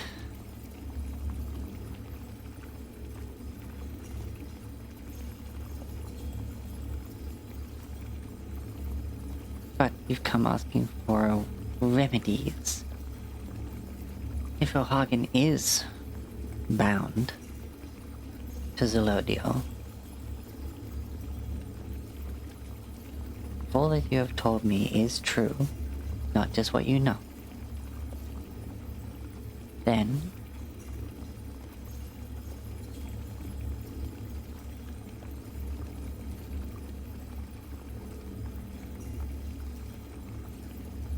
you'd have to find some way to make Zelodio land before dealing with O'Hagan.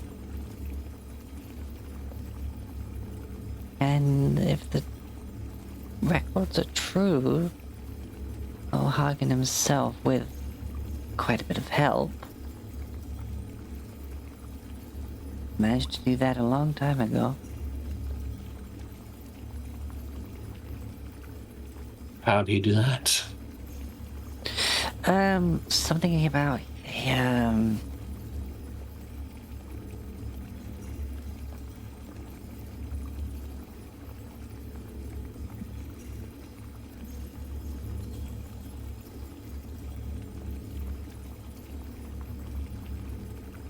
to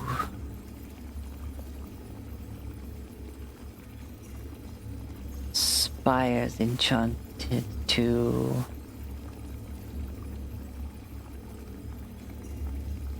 overpower Zelodio with gravitational magic until she couldn't remain airborne anymore. Good, we have to make a gravity well. Tractor beam on.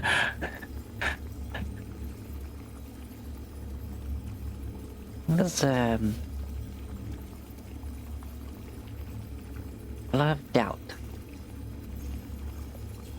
over whether or not it would work. But given what you're telling me, then it must have. What I learned from the roads is, yes, it took off.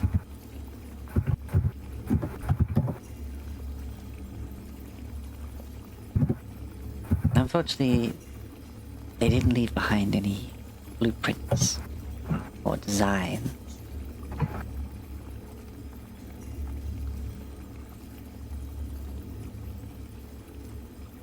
Wish they wouldn't. But if that city was built while Zelodia was on the ground, then surely, should she land softly enough, it should hold. So we'd have to build this device that we don't have blueprints for, and use it to make Zelodio land, but not turn it up high enough that she crashes, but more that she's so heavy she chooses to land of her own accord. Great. This will be a game. It seems to be quite a fine point. Rivet drops to the floor with her notebook and just suddenly starts scrolling out an idea. Rivet's building a tractor beam. Rivet's building a tractor beam. Rivet might be building a tractor beam. So, Would those spires still be built? Or would they have fallen to ruin? oh, I very much doubt they would fall into ruin. That amount of magic would typically stave off the natural weathering effects of most planes.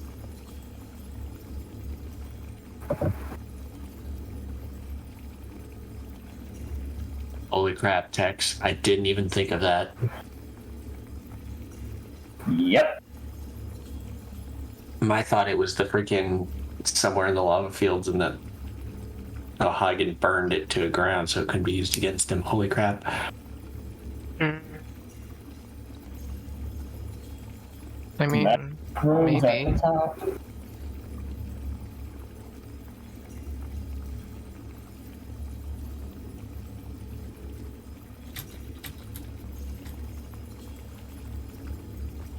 Because the lava fields were made when by Zelodia's breath, so.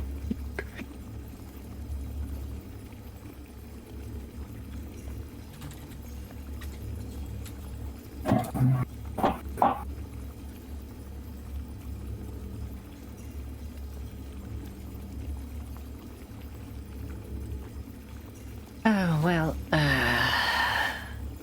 finding this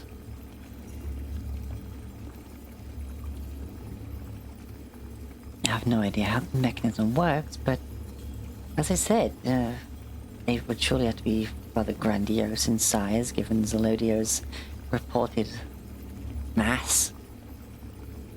Speaking of mass, you'd have to perhaps try and figure that out, otherwise if you try and force it down too hard, then that's bad for the city. That's the balancing act.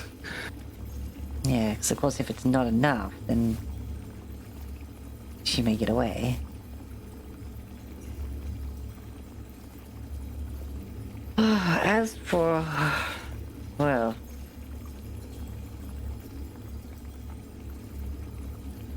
again, should the theory prove true, Hagen is bound to Zelodio by some form of soul stone, heart stone. Maybe in some form of skewed phylactery. Then the only way out would be destroying it.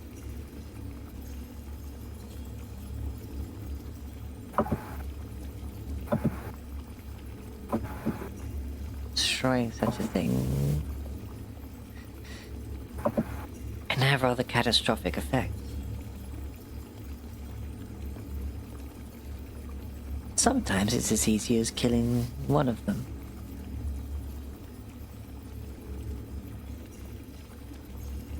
Sometimes that one will simply just come back because the other's still alive. There's really a lot of variables with such magic. Mostly because it's such finicky magic, but results aren't always the same. Results may vary. Indeed, I once knew 2 angels. Defeated and tormented. Their captors try to make one powerful being, and they did, but it was a nightmare incarnate to see such 2 powerful figures become one. I won't even go into it. That's not here on this world. Last I checked. So.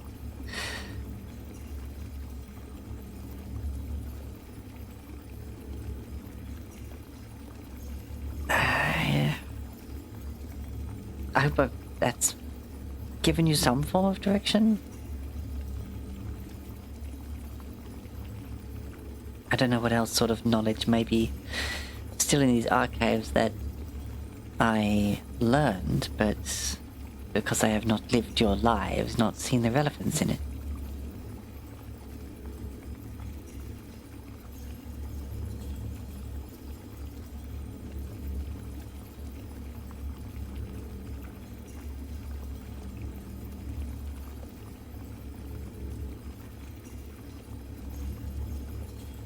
It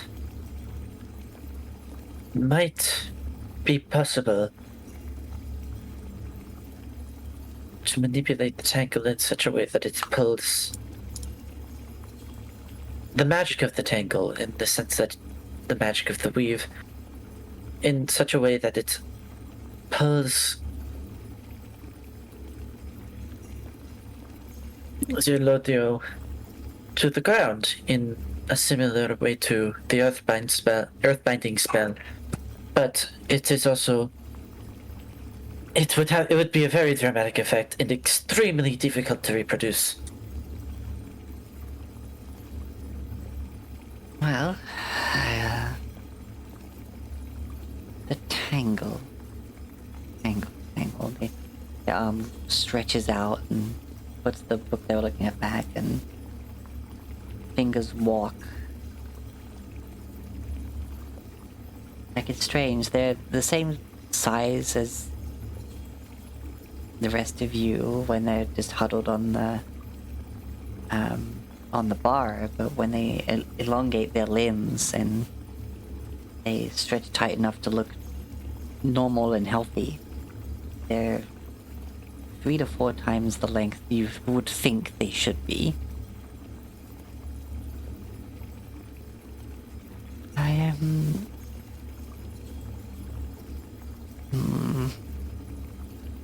I don't think I have it. Something other than the weave. That...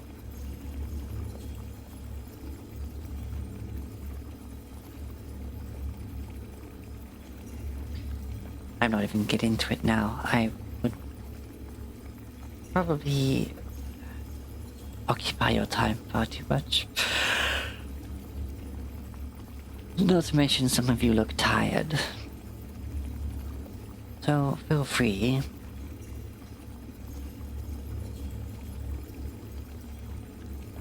My space is perfectly safe, so long as you stay away from the edges.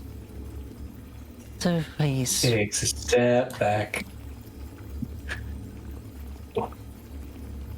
If you need to take a rest, feel free. Though, don't move the candles. Or go anywhere near that corner. In fact, or... Is there anything else we should know?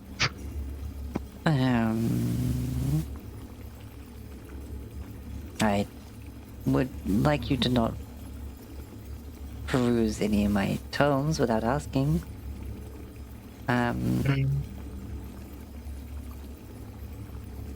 Oh, right. I'm no wizard.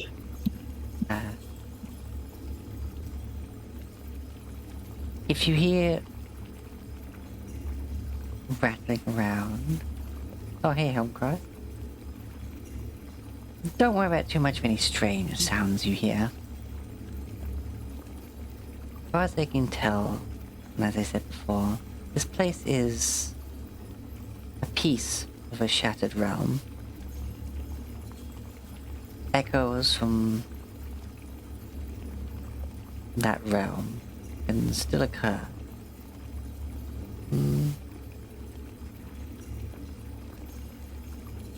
Just accept them as they are and continue your rest. Oh, and don't touch Chester. Chester does not like to be touched.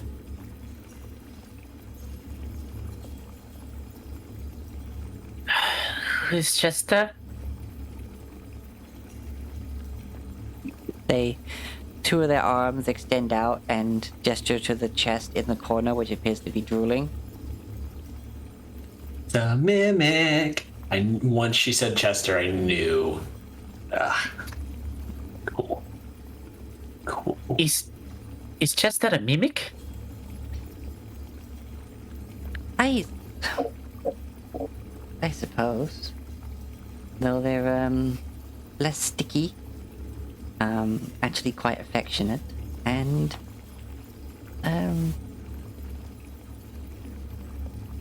missing teeth.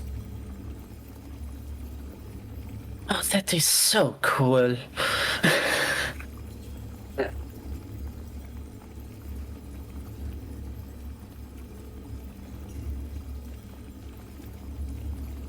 Yeah, it is. I mean, of course, Chester, I won't say needs, but fancies consuming something, their spit turns acidic. But most of the time, he's this the harmless little guy.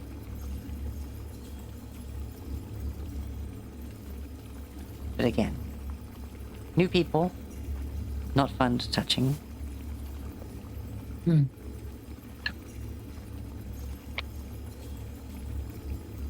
Rivet again has so many questions, but doesn't want to intrude. So she is just gonna stand there and like just kind of stare at Chester from this distance for a bit.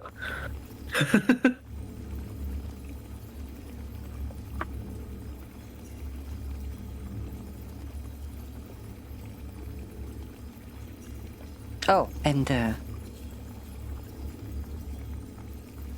as you are my guest here, anything currently on the bar here, or the table, should be safe to drink.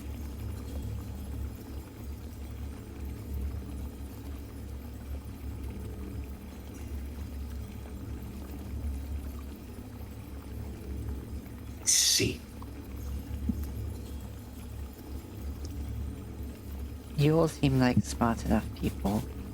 Don't try drinking from the cauldron. Just saying that in case someone needed to hear that. Wouldn't be the first time.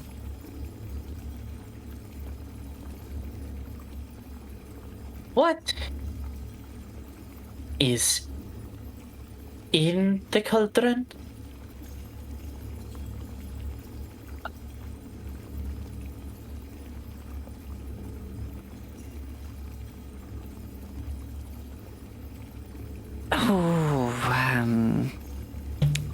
I'm not going to tell you.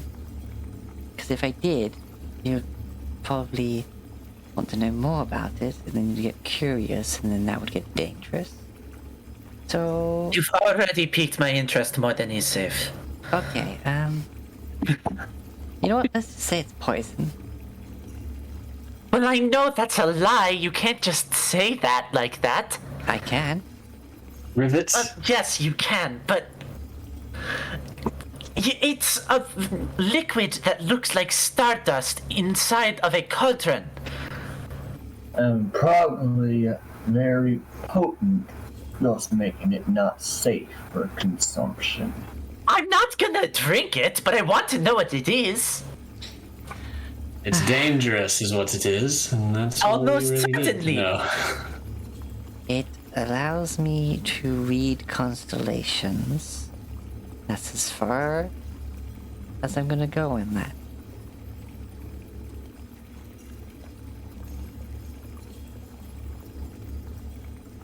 There's a I will lot to take say that. in the stars.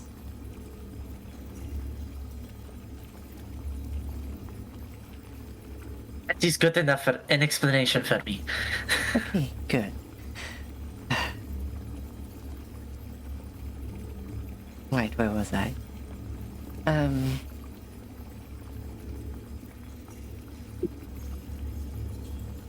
No, that's it. I can't think of anything else. And you see their legs, like, extend. And, drink if you want. No. And yeah, their legs alone extend so far. And it's so weird seeing, like, the saggy skin just become taut and healthy looking. As they kind of just push themselves, like, roll back off the bar. And, disappear behind it. And that's where we'll leave it for today. We're a little over time. Yeah. Here's going to sleep. Brain hurt. Sleep time. He's. Yeah. There's so much that's so cool about Zathira. And I am so sad that we're really gonna be here for like one long rest. If we can figure out how to turn those crystals off, or at least so that they don't blast us, we can always come back. Yeah. But anyway, thank you everyone for being here. I hope everyone had fun with the session. Oh yeah. Yeah. This was awesome. Mystical, magical Yeah. places. It was a lot. Didn't expect to get fireballed, but hey. I love how pretty much everyone, the No, person who wasn't in my aura got the highest. No one ever expects to get fireballed. I mean, you know how the song goes, right? Click, click, boom. Mm-hmm. Just, I'm a fireball. Yeah. A 7th level fireball. Yeah. I forgot about the fucking feature on Stormbreak again. Oh Doesn't that dear. only activate if you get a nat 20? Well, yeah, but even if I did get a nat 20, I wouldn't have remembered. Alrighty. Well, I think it also gives me advantage on the roll, which would have helped. thank you everybody. And as always, please be good to yourself, excellent to each other, and devour your enemy. Until next time. Mwah. Bye. I think it's only on